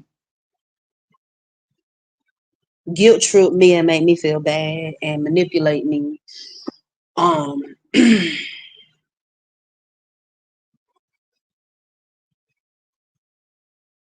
I'm just gonna pray for my mama because I can tell my mama still got a hate and a disdain for all white people. I'm tell y'all, when I was with my mama, it was this nice white man that just passed by us, and she was just so nasty and rude to him. And she was like, "What the fuck you looking at, Crocker? I don't trust these white. I don't trust these white Crockers. I don't trust these white folk." And I'm like, Mama, he looked like he was just trying to get to work or something. He didn't make no type of face expressions or nothing, but she was just so nasty and rude and mean. And I'm just like, oh my God, like I see things differently since I no longer have a segregated mindset. I see things differently. I'm like, you claim you don't have a problem with white people, but you try to make it as if all white people are just bad. Like this man that try to run you over, this man that do no harm to you, you literally were just spazzing out for no reason and spiraling. I'm like, that's a narcissist for you. Like narcissistic people love to stir up some drama. They love drama. They get off on drama. They thrive off of drama and chaos and conflict and not peace. They love, love having confusion and everything. They love making everything about them. This man was literally minding his own business on his way to work. And she was so disrespectful. She was like, what the fuck you looking at, cracker? And I'm just looking at my mama like, you really. This man was just in his truck and he heard my mama. My mama was like, what the fuck you looking at, cracker? And I was there, y'all. I was so embarrassed. I was so embarrassed. I just held my head down because I know how some people gonna be looking at me like, is that really her mother that's talking like that? And then when I tell certain people, oh, well, I date white men, I talk to white men. I can only imagine how some people gonna be looking at me when they find out what type of mother I have and how her behaviors are and her actions. and her characteristics. Because literally it feel like you're walking on eggshells. That's why you have to deal with those types of people on your own time. Okay? And she know when I want my space and I want my privacy. She know my boundaries. Um Anywho, I just can't wait to one day people just stop being racist.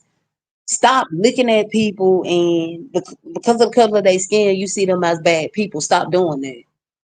Stop judging a book by its cover and you don't know the chapters. Stop doing that. I do not like that.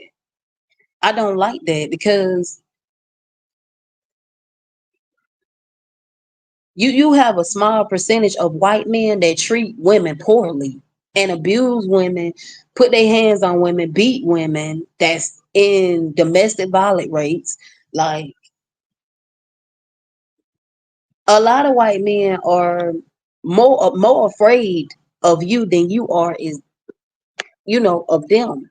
They don't want to cross no boundaries. They don't want to make you feel uncomfortable.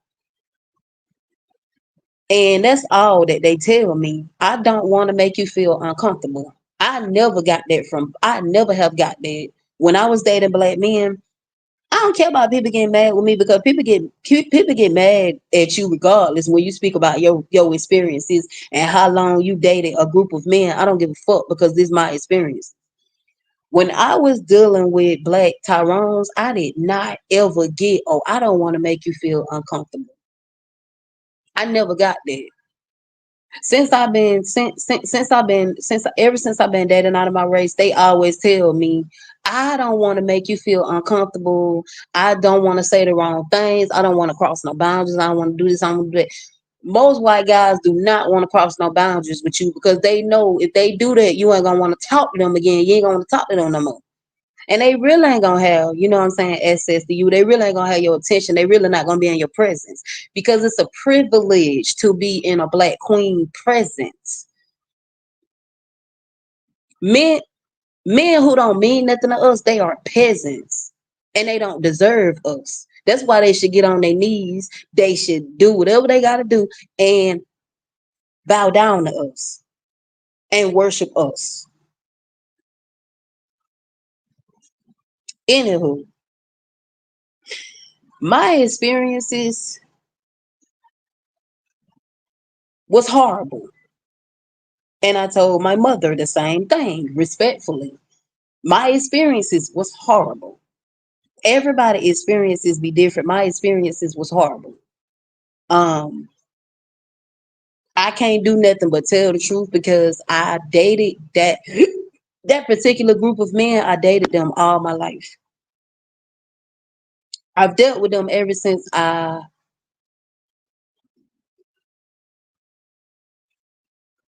was a teenager. And in my early 20s, I dealt with them. And I tried to give it a chance. And I tried to not just give up before I decided I want to just walk away. And then after that, you know what? Eventually I just said, fuck this. I'm not finna to keep putting myself through the same thing. Ain't nothing changing. Ain't nothing. I need something new.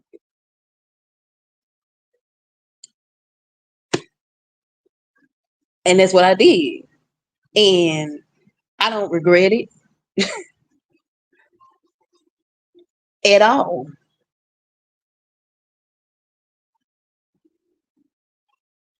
It's peaceful and I love it. And I don't care how much hate I get. And I don't care how jealous Tyrone's are. They always like that because see what it is, they just we want they women to be with them and be in relationship with them and be married to them. No, baby, it don't go like that. If you ain't loyal to, I don't know when some of them are gonna learn. If you're not loyal to your women, if you don't respect your women, you don't value your women, you don't appreciate your women, other groups of men will. What you won't do, another one will. Remember that? One man's trash is another man's treasure. Just like one. Woman's trash is another woman's treasure. It goes both ways. If you don't appreciate your women and you take your women for granted and you don't value them and respect them, other groups of men is gonna take up that slack. Wherever you slacking, whatever you failing, whatever you lacking, another group of a man gonna do better than you. That's just how it is. And if you can't catch up, you can't catch up. If you want to catch up, you'll listen to them and let them teach you. So you won't keep losing your women. Cause black women, let me tell you something. Black women are not just going to just Caucasian men. You got black women that are really not playing. Black women are being with Asians. They are being with Mexicans. It used to be it used to be where you see black women dealing with, they first started dealing with African men, Ghana men, Nigerian men, Jamaican men, Haitian men. Now black women are talking to all ethnicities of men, all groups of men. They not playing no more. They are thriving. They are talking to Asians. They are talking to whatever they want to talk to. Whatever man they feel like treat them right, value them, respect them. That's who they talking to. That's who they being with. Whoever makes them happy and bring peace in their life instead of stress and heartache and pain and suffering and selfishness.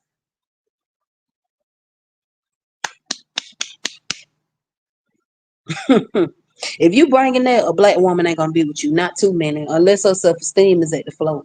But anyways, real men care about your mental health. They care about your whereabouts. They care about your well being. Real men care about you being stressed out. Real men care about you being overwhelmed, about you being tired, about you being exhausted. Real men do not want you to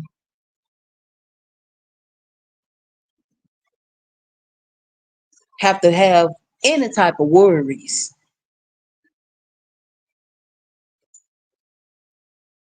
Real men don't want you to worry. They just want you to sit down and relax and rest. They do not want you to be sitting here trying to do all this extra stuff that a man's supposed to be doing. Real men don't want you to take on a man role and man duties that God gave to them.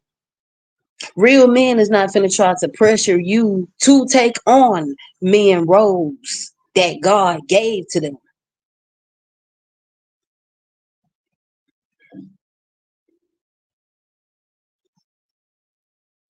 Real men are submissive to their wives. It have nothing to do with control. It have nothing to do with authority or them feeling like they own you. Let's clock that. So when it comes to experiences, I can only speak for experiences, my own experiences. I can't speak for nobody else. But a lot of things that I have experienced, a lot of things that I've had conversations about, test about.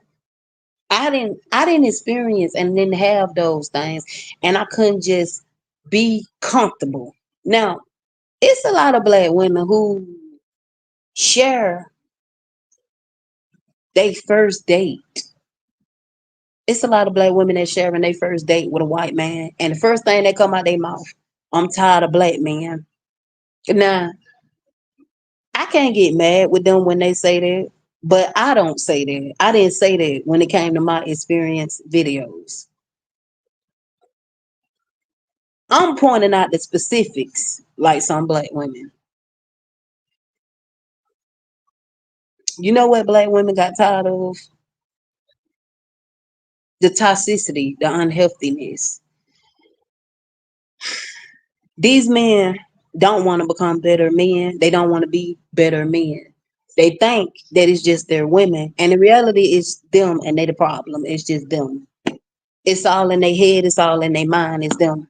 That's what's the sad. That's what the sad reality is. It's them. They don't want to do the work. They don't want to do the inner work. They don't want to do the healing. They want their women to do it for them. We not. I've been showing some of my exes. Baby, I'm not finna sit here and be your doctor. I'm not gonna sit here and be your psychiatrist. I'm not gonna be your therapist. You're not gonna trauma dump all your problems and your issues on me. Be a man and get it together and figure it out. Real men figure it out. They figure it out. They don't need you. They figured it out. Okay.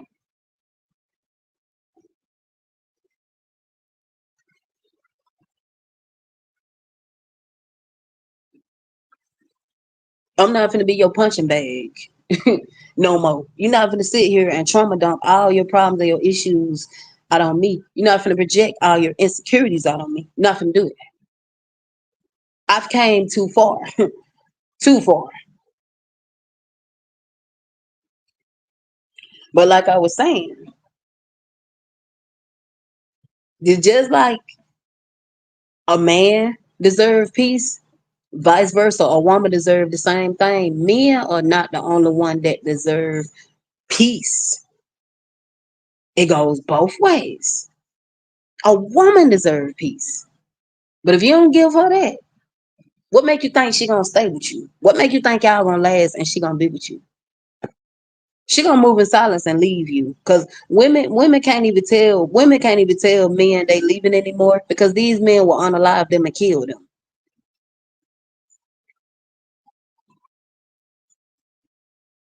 But anyways, I digress. Back to what I was saying about experiences. Y'all never heard me say. I didn't start my video off with I said I'm tired of them, but I didn't say, oh, I'm tired of black men, you know. But it is some sisters that do start off, they be like, I'm tired of black men, you know. I'm just tired of them. I just can't deal with them no more. And then that's when the Tyrones get mad. But what a lies be at? They be getting mad, but they can't prove that she's lying. She lying. She's lying. She's lying. She's telling a lie. It's a myth. It's a myth. It's a myth. It's a myth. She's telling a lie. She's lying. Man, what a lies at? Cause I was talking to a white guy about this. And you don't want to know when you talk to most white guys about when it comes to putting in effort, actually putting in effort and doing what you're supposed to do as a man. Uh, a lot of Tyrones do not like to spend money. Let's just be real. They don't want to spend money. They tight pocket. If it ain't something that they feel like they want or they need or they deserve, or if it ain't something that's their favorite, or if it's not something that they feel like they cherish, it's they not gonna spend money like that. They don't like to spend money. They're gonna call you a gold digger.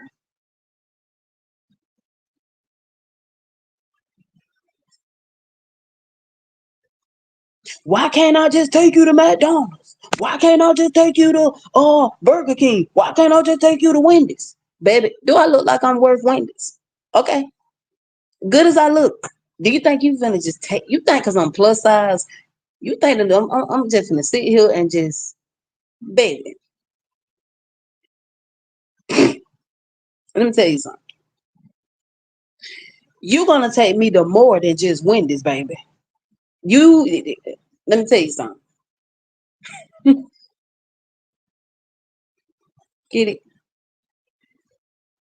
They be having the money, but they don't want to spend it. That's just the truth. They don't want to spend it. If they really don't like you like that, they're not attracted to you like that, they're not interested in you like that, they're not gonna spend money on you like that. Trust me, I done experienced it as a plus size black woman. They feel like you supposed to settle for the bare minimum and you supposed to settle because you plus size. I've dealt with black men who felt like because you plus size, you shouldn't ask for too much. Are you requiring too much? I've been there and done that when I was in Blackerstein. Baby, do you know how quick I cut them men off and I blocked their number? When I was dating them, I was the one that was doing the blocking. They weren't blocking me, I was blocking them. I was blocking them. Blockity blockity block. Blockity blockity block. Once you show me that you feel like I'm not worthy and you don't feel like I have value and you find it intimidating and it make you feel less of a man and you see it as a threat because I'm not no cheap woman and I'm not a cheap person. It was nice knowing you. Blocked. No hesitation. Blocked.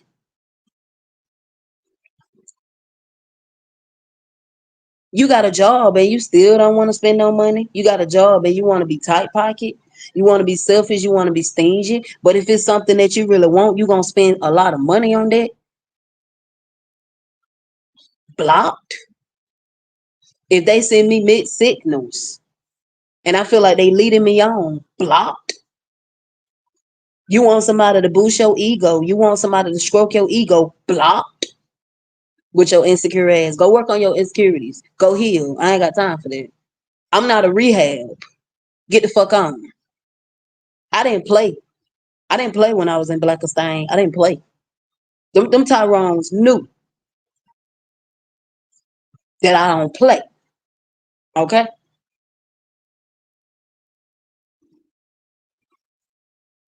And some of them so stingy, not all of them, but some of them are so stingy. They won't give you nothing. Let me tell y'all something. Some of them so stingy and selfish and tight pocket. They won't give you nothing but the the the the most you will get out of some of them. They won't give you nothing but like a $20 bill, a crispy $20 bill. They won't give you no. For example, they won't give you no crispy 100. They feel like that's too much, right? They feel like that's too much. They'll give you a crispy $20 bill, a $25 bill.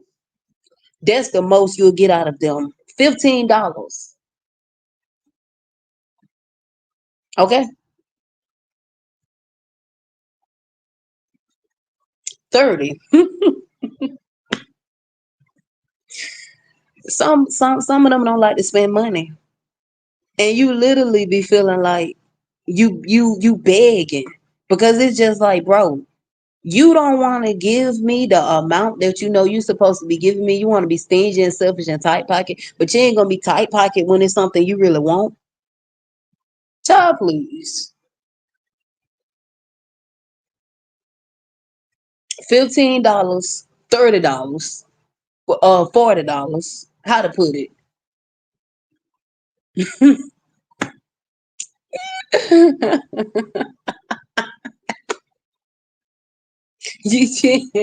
They'll give you $40. You know what I'm saying? If they feel like you're worth it, they'll give you like they kind of treat you like a child in a way when you're dealing with your own man. Some of them they feel like, okay, look, the most they'll give you, you know what I'm saying?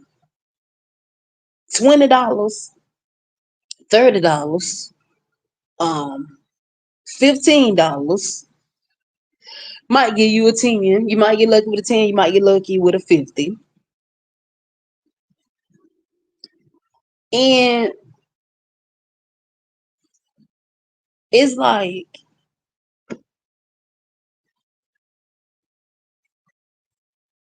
even when you they woman, like they have the money, they just don't want to spend it. And you think black women finna keep putting up with that? When other groups of men, you ask them for some money. Other groups of men, you ask them for some money, they ain't finna sit here and be like, "Oh, you a gold digger. You a gold digger. You digging for gold." How somebody gonna dig for something that you don't got, that you don't have, that you never had? Make let Make it make sense. You ain't got no goal for nobody to dig. And a lot of them, they ain't gonna really spend no big money on you like that. They ain't gonna they not gonna spend big money because they feel like you're not worth that, or you don't deserve that, or who do you think you are?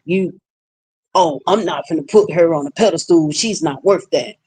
But your preferences is worth that, right? Yo, when it comes to your preferences, they worth it. They gonna get what? Oh, I throw 900 at Shawty. Cause that's my preference, right? But if it's a black woman, man, she ain't getting all that money. She don't deserve all that. Other groups of men, you in a strip club, you a stripper, they making it rain.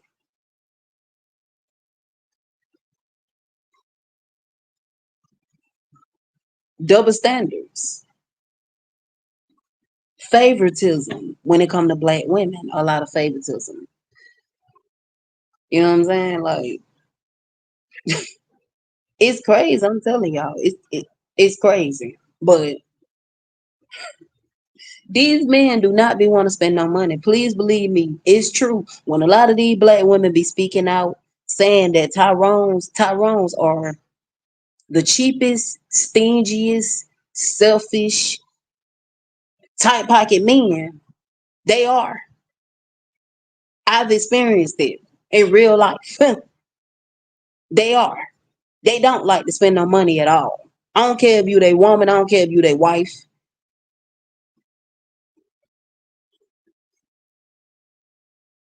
You know, they don't.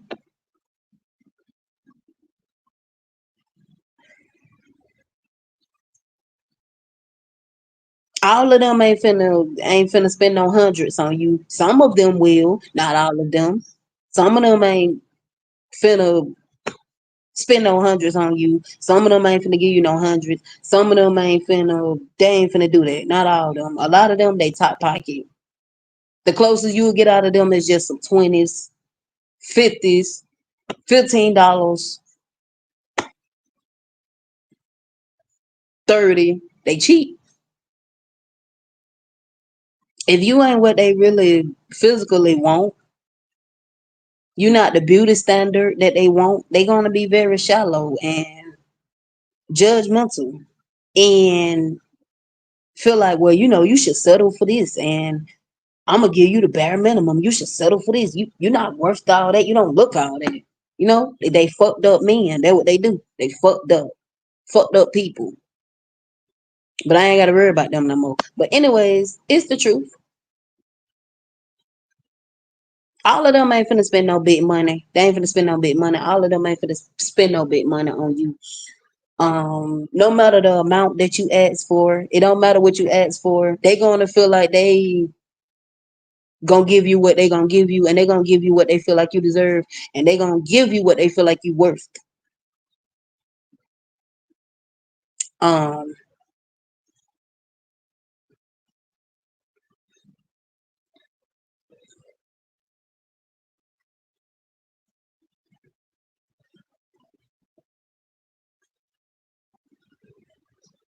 they love to judge women.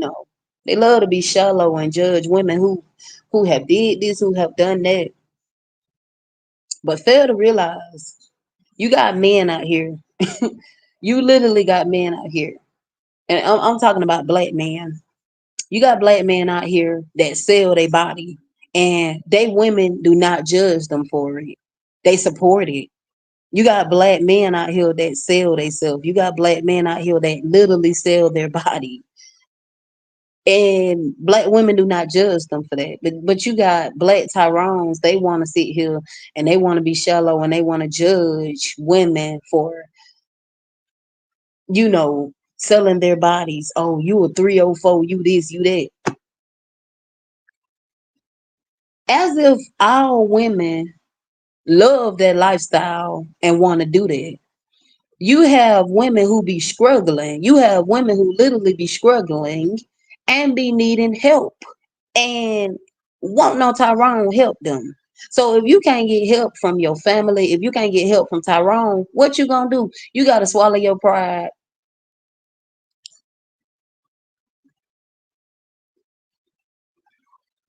and um you gotta downgrade yourself a little bit when it comes to your self-worth, when it comes to your value. Um, you know what I'm saying?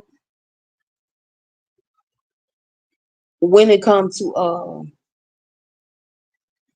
your self-respect and your dignity as a woman. If you ain't got nobody to help you and you don't reach out for help and want nobody to help you, what else for you to do if you ain't got nobody to help you? What else to do if you end up in a homeless situation and you don't reach out for help and nobody won't help you? People go through things. But Tyrone's, they want to sit here and they want to be shallow and they want to just sit here and judge and act like it's just all on the women. When you got the Tyrone's that sit here and enable and promote what goes on. And they think it's okay for men to be pimps. You don't catch too many white men out here saying, I'm finna be a pimp and I'm finna pimp women. I'm finna be codependent and I'm finna live off of women. I'm finna make generational wealth off of living off of women.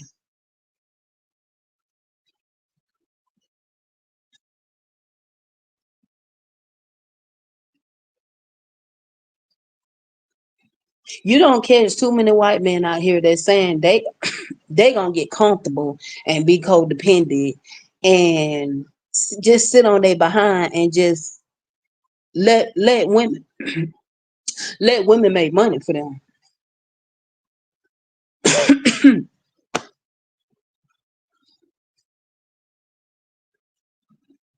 The Tyrone's always promoting and encouraging and enabling toxic behaviors, toxic characters, and don't hold it accountable. They always as if it's something to be happy about or proud of. I encourage women, if you're gonna do that, be independent. Do what you do, but be independent.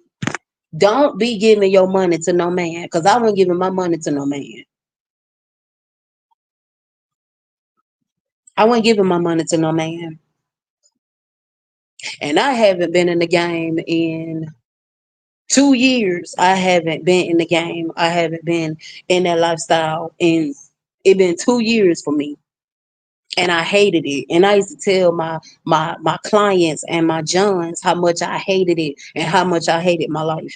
Because I just couldn't believe that I came to a low point like that and hit rock bottom like that. And most black women hit rock bottom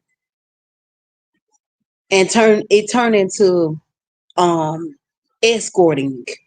It does. When you reach out for help and want nobody to help you, you be a escort. And some black women make a career out of it. I have made a career out of it. And some black women end up going to a brothel, a brothel, a brothel.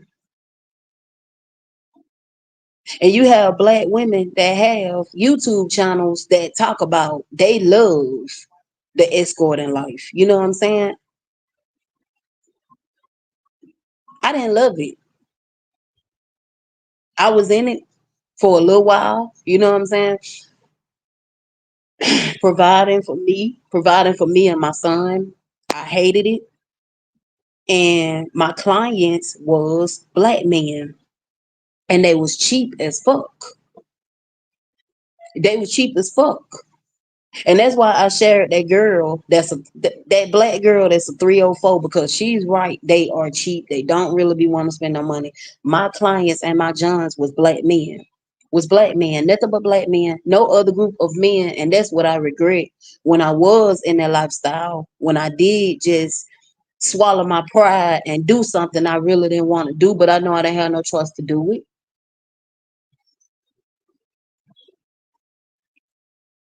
And let me be honest with y'all.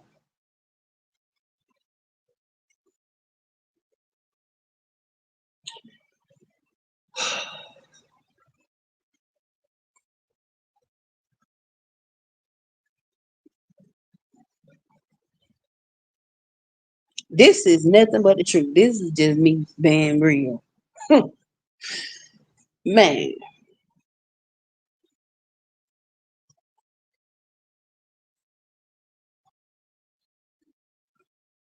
sometimes when you want more money, sometimes when you want more money, you got to go a little bit more farther. Um,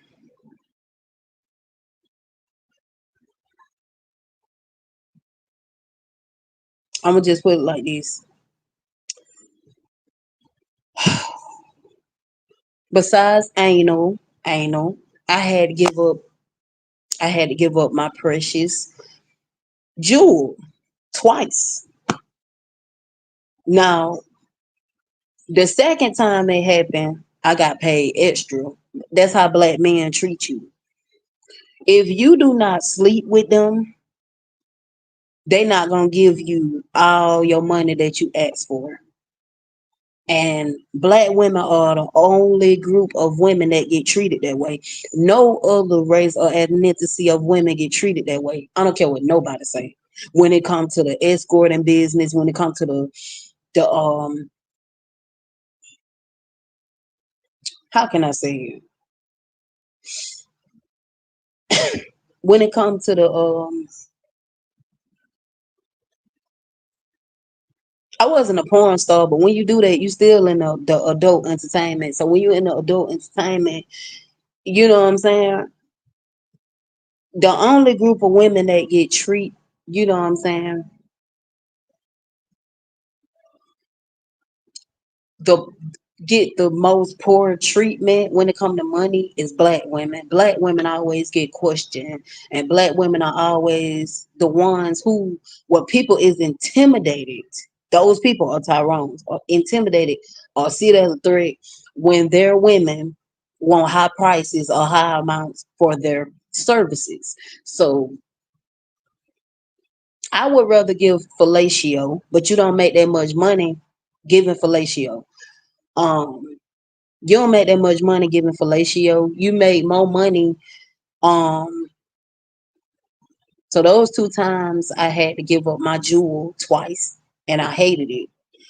And I used to tell myself, I said, you know what I'm saying? I don't like giving my body up to somebody that I'm not in a relationship with or I'm not married to. It just made me feel nasty and disgusting. And it do make you feel like damaged goods. You're not damaged goods, but it make you feel that way. This is when you are damaged goods, and this is what some people fail to realize. You damaged goods when you've been in that life. So you an old woman. It's older women out here.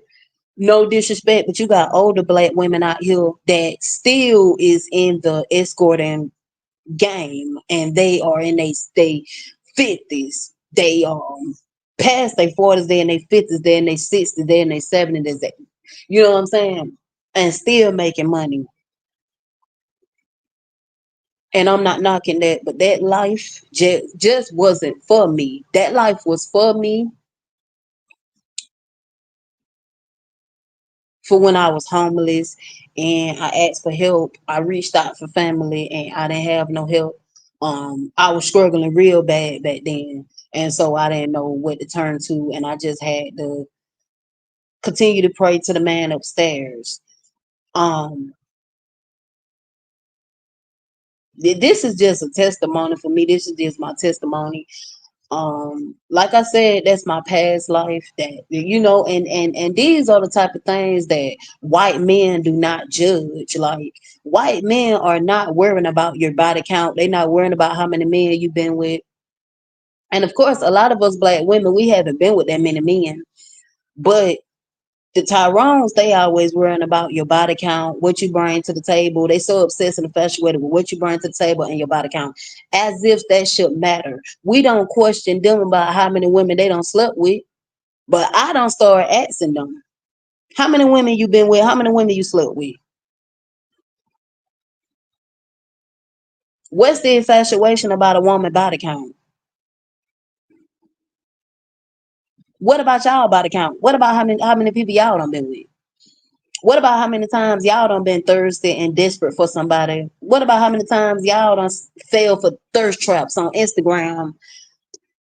We don't bring that up. We don't talk about those things. But they just love coming for women who they call 304s. But these same women, a lot of these women, they want to be 304s. A lot of these women, they want to escort, but they didn't have help. So if you don't got help, then what you gonna turn to? If you reached out for help, and if you reach out for a Tyrone, and a Tyrone won't even help you, and then what pissed me off, these men be knowing your predicament and your situation, and they still won't help you. White men pay better. And too many black women have said that when you is escorting, the best money that you will get is a white man money. They don't care about the price, they don't care about the amount, they not tight pocket. They will spend money. Okay. Now what I do regret is my clients and my Johns should have been other groups of men besides just black men. That's what I do regret, because they didn't want to spend no money like that. They didn't want to spend no money like that. So,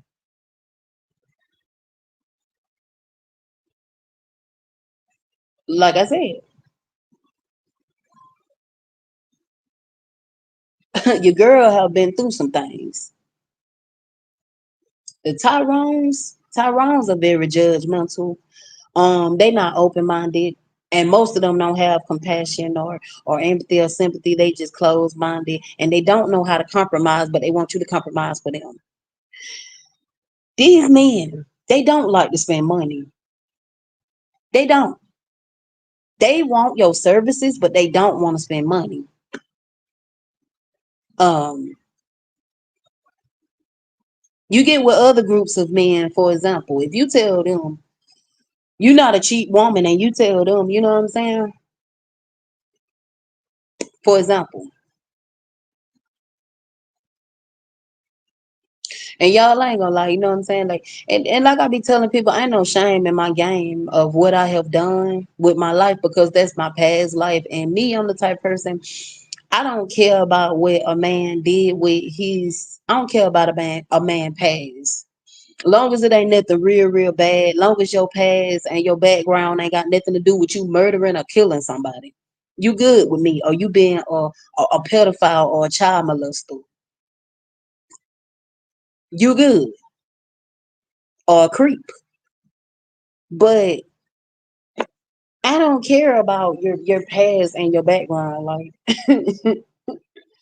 and see, this the thing. Most white men, they do not care about a woman past. The only ones who really be caring about your past is the Tyrones. The Tyrones be caring about that, and they'll throw that up in your face. And it be like tit for tat. And it's like when you call them out for their BS, or when you clap back at them and you tell them about themselves, they get mad. But baby, how you gonna get mad when you came? How you gonna get mad when you coming for your own women and generalizing all your women, saying all your women are nothing but 304s and HOEs and hood rats and ghetto hood rats. But then you get mad because they call you Tyrone. Well, if you don't want nobody to call you Tyrone, stop acting like a Tyrone. Stop dressing like a Tyrone. Stop talking like a Tyrone. Stop living your life as a Tyrone. And then people will call you Tyrone. Stop doing Tyrone acts. But anyways, this is just the truth. When you is in that life, ain't nothing good about that life. That's a miserable life. I never glamorized it. I'm not gonna glamorize it now. Yeah, the money fast. It's fast money. The money real fast, the money real easy, but it's nothing good about their life. Ain't nothing good about their life. Their life, you be miserable, you be unhappy, you just do not be happy with yourself. Ain't nothing good about that. It's nothing you get good out of that. It's nothing you get good out of having to force yourself to give your body to people twice who you not in a relationship with, who you not married to, and you really don't want to do this, but it's the only way you can provide for yourself and make money for you and your child. Because I did it for my son. I do anything for my son, and I tell people all the time, I would do anything when it come to my son. I would do anything when it come to my son. I will make sacrifices like mothers supposed to do. I don't give a damn.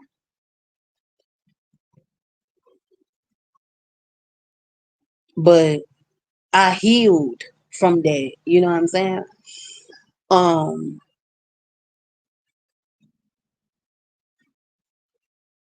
I made enough money, you know what I'm saying? I made enough money, you know what I'm saying? For me to not have to do that no more, I made enough money for me to get out of the game. Now, when you first get in the game, I'm not gonna lie, you got pimps that's gonna try to recruit you. You got pimps that's gonna try to run game on you, manipulate you, and make, oh, I'm gonna take care of you. I'm gonna be your protector. No, I was independent. I don't believe in pimps, boyfriend pimps, none of that. You know what I'm saying? All I'm gonna try to come at you. I don't know. But anyways, I don't encourage no woman or no younger woman that's younger than me to go to that life because their life is dangerous. Ain't nothing good about their life. Nothing. I'm happy I made it out safe. Um, my clients and my Johns, they didn't want me to leave. You know what I'm saying? They didn't want me to leave. They like, why you retiring? I'm like, because I hate this job. This not a real job. It's a job, but it's an illegal job. I didn't like it, so I stopped. You know what I'm saying? Um, I gave it up, and it's going on 3 years. You know what I'm saying? I haven't been in that life, and I feel much better. You know what I'm saying? Um,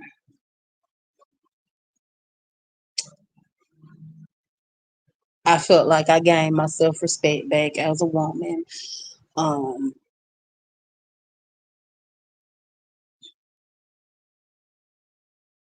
for women, it ain't always easy. You know what I'm saying? To get a job. You know what I'm saying? People love to bring up, when you can get a job, you get a job. It's not always easy to get a job. It's hard, especially when you black, it's hard. Um, but I've been happy. You know what I'm saying? I deleted that video because I feel like I no longer need that video. I can just talk about what the man from upstairs brought me from. I no longer need that video to validate me. I had that video up for the longest. And that video was 2 years. That video 2 years old, and I got rid of that video. You know what I'm saying? But I'm happy. You know what I'm saying? Like, I healed from that. You know what I'm saying? It was very traumatizing. It was very traumatizing. Um, when you in the game, you do. You know what I'm saying? Once you get accustomed to it, you be fiending. You know what I'm saying? You be fiending for that fast, quick money. I'm not gonna lie, you be fiending for it. Like you be having withdrawals. You know what I'm saying? It make you feel like it's like a drug. It can become addicting. You be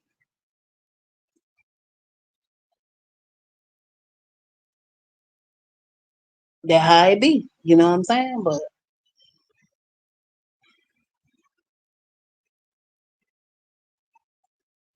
that's why my heart goes out to women who do that, who do the, you know what I'm saying, who do that type of work.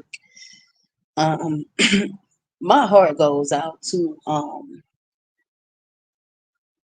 those women who do that because it should be legal. You know what I'm saying? Because these women are putting their lives in risk each and every day.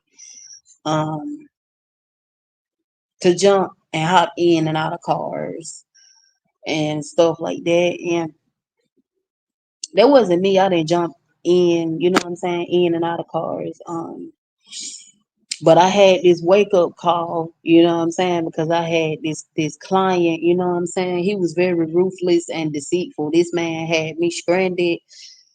And it's a blessing I'm alive because who knows what this man could have did to me. This man had but it was my fault. I blame myself and I take accountability because I needed money so bad. And I was willing to do an out call, and I usually only just do in calls. So I usually just do in calls, but I did an out call, and I went with this man, and I trusted this man, and this man was full of BS. This man stole my phone and everything. But I got blessed with everything that I lost. This man took my bag. This man took so much stuff. Um, he was a straight thief. This man had me stranded. You know what I'm saying? I had this guy, you know what I'm saying, that was nice and brought me back to my destination. And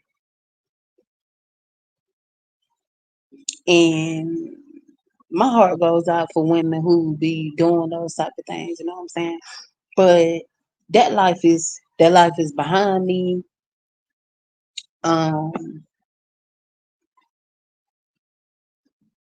but it made me emotional whenever I talk about it or I bring it up, you know what I'm saying? But I haven't been in that life in 2 years. And I was very classy. I kept myself covered up. Looks can be deceiving. You wouldn't be able, a lot of people didn't think that I did that, and people didn't think that I did that. And nobody really don't know me. Nobody really didn't know me because I stayed to myself. I didn't hang with nobody. I stayed to myself, so then nobody know me. But my main concern, and every woman main concern, be their reputation. I was worrying about my reputation. That was the main thing I was worrying about, my reputation. Um, and my reputation, you know what I'm saying?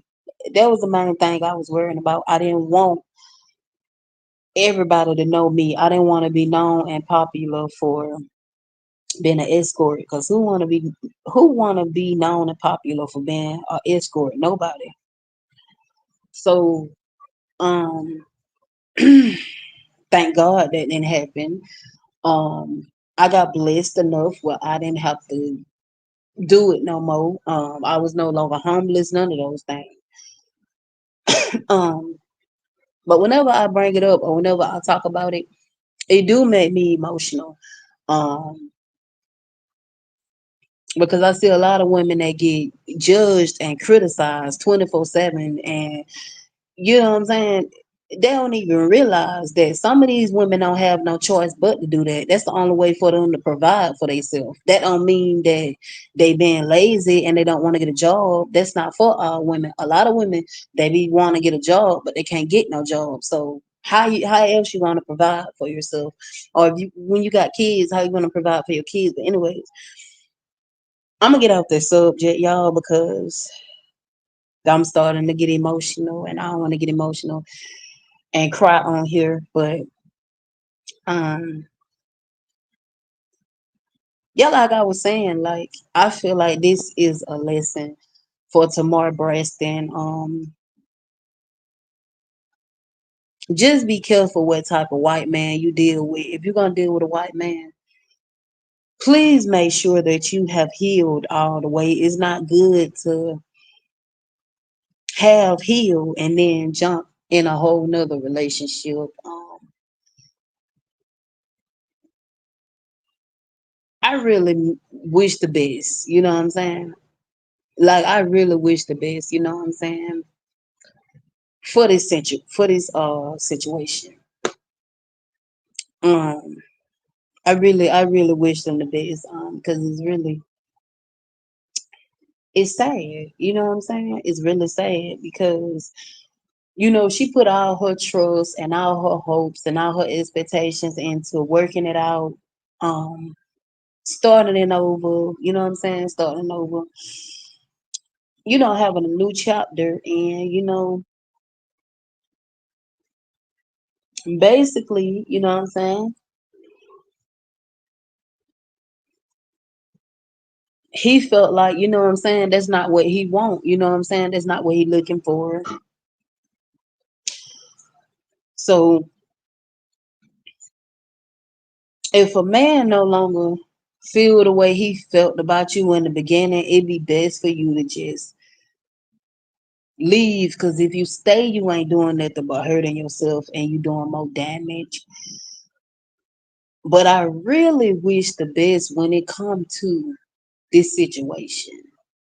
Um,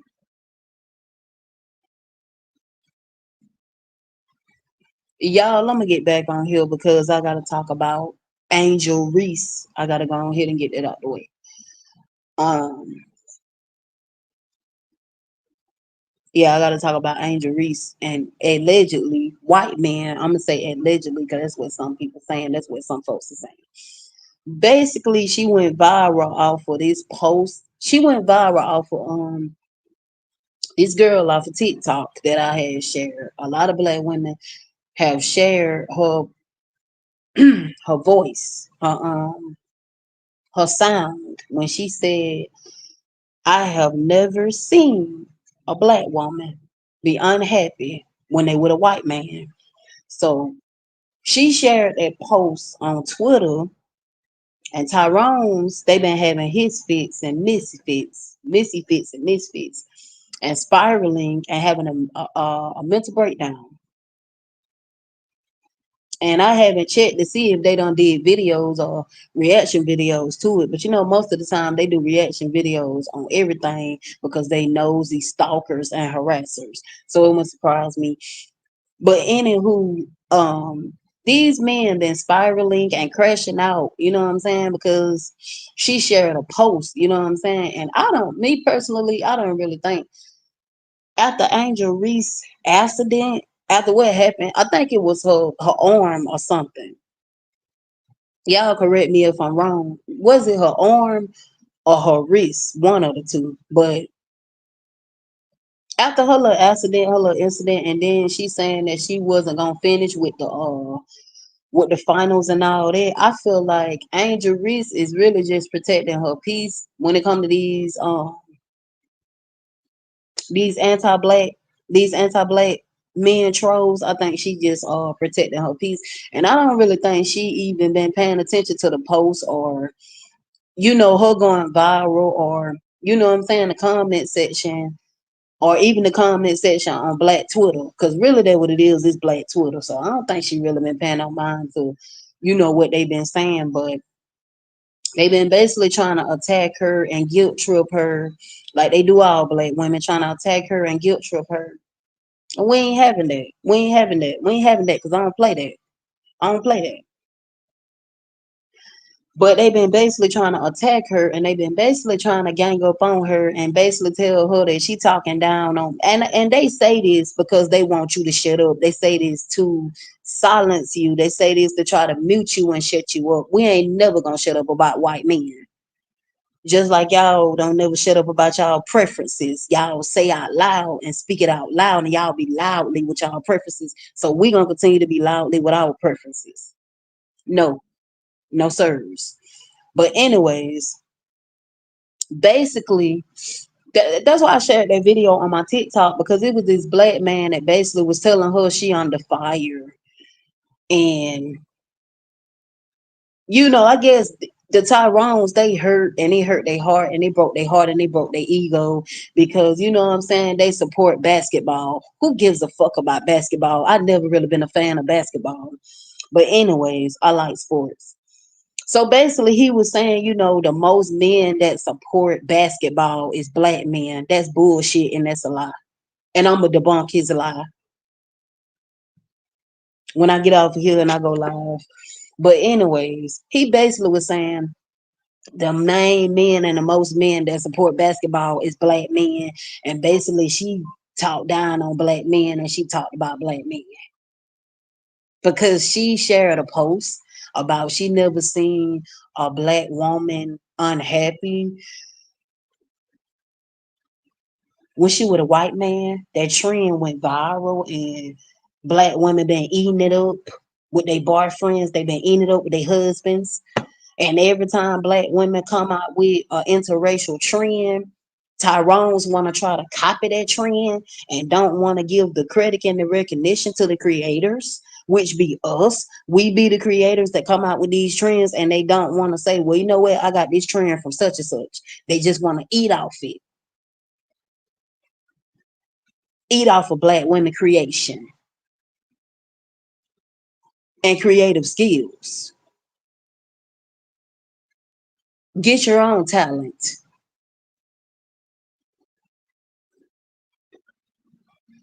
So basically, she was supposed to be on the fire because allegedly she shared a post. It went viral or whatever. She shared a post. Um, Angel Reese was saying she one day eventually she'll find her husband. Um, in that interview, the woman who interviewed her, I didn't hear nothing come out her mouth about white men. Nothing.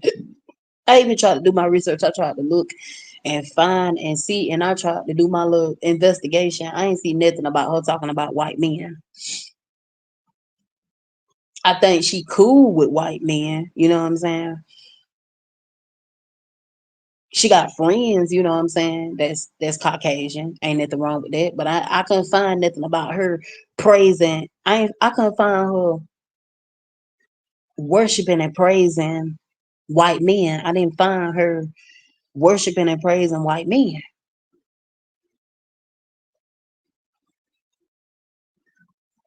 These men act like black women can't have an opinion. How is it that other group of women can have an opinion, but black women can't have an opinion? Or black women can't have a desire?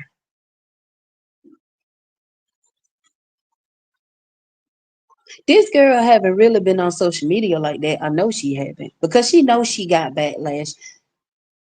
Black women always get backlash, but black women get backlash for when they telling the truth.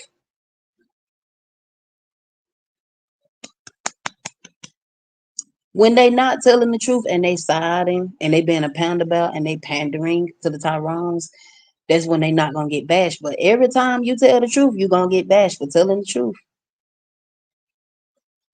Well, keep crucifying us because we gonna keep telling the truth.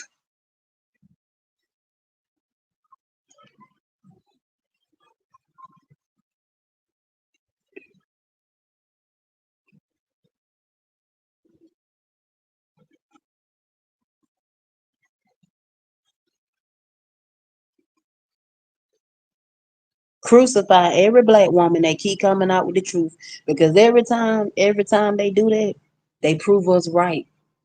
And they be saying, see, when we do certain things, we say certain things, we proving them right. They proving us right about their behaviors. They're proving us right. Every time it's proving us right. Every time they get mad, every time they get triggered and spiral and have a mental breakdown and crash out, they prove us right every time. Every time when they not serious about being marriage minded, they prove us right. Every time they continue to impregnate women and don't want to marry them, they prove us right. Every time they put their hand on women, they unalive their own women, they prove us right. Every time they make black women the biggest stats for having kids out of wedlock, they prove us right every time. Keep proving us right. Keep proving your women right about you. Just keep on proving your women right about you. Keep proving that Tyrone's ain't shit. Ain't hitting on nothing. Ain't never gonna grow up. Ain't never gonna become better men. Keep proving us. Keep proving us right. So we can keep leaving y'all behind and keep having y'all at the bottom. Keep leaving y'all. Let y'all be the bottom of the barrel. And what y'all call us undesirable. You want to be continuously lonely and in a nursing home. So keep proving us right. Keep proving us right about y'all. Keep proving our point.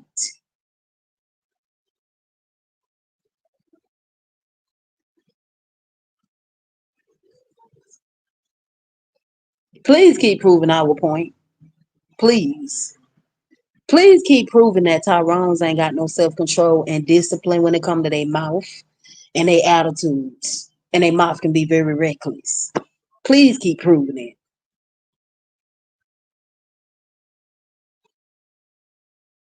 Please keep proving.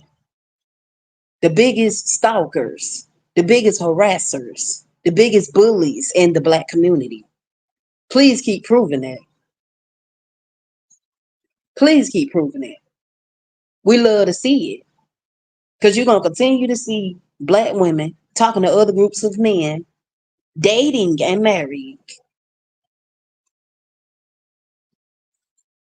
and thriving.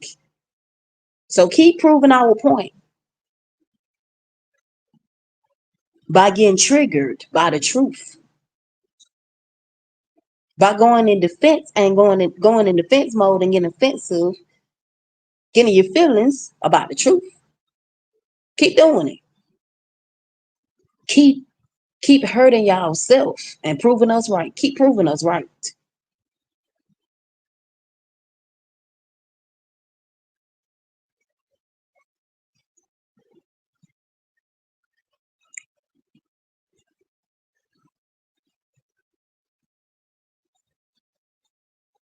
Malcolm X said it.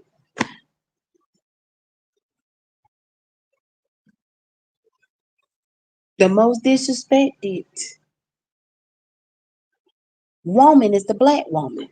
The most disrespected black woman is all of us is the most disrespected, the least protected,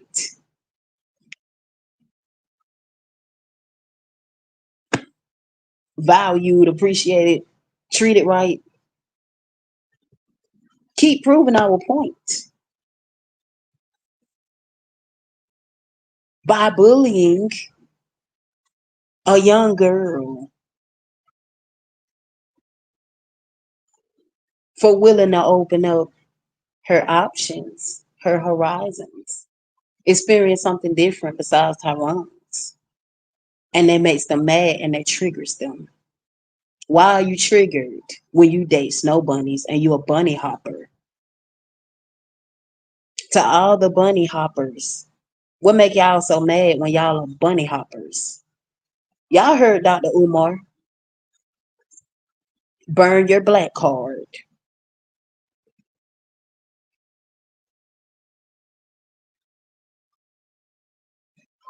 And to the black men who don't have a problem, which is the 1% of black men, to y'all that don't have a problem with y'all sisters dating out and marrying out, we thank y'all for not having a problem with that because y'all doing it. We thank y'all. Thank you. Thank you. So that mean black women can get their passports whenever they want to too, right? We can get our passports and go where we want to go, right? Cross seas, all that. Cool. Love who you love. Love has no color.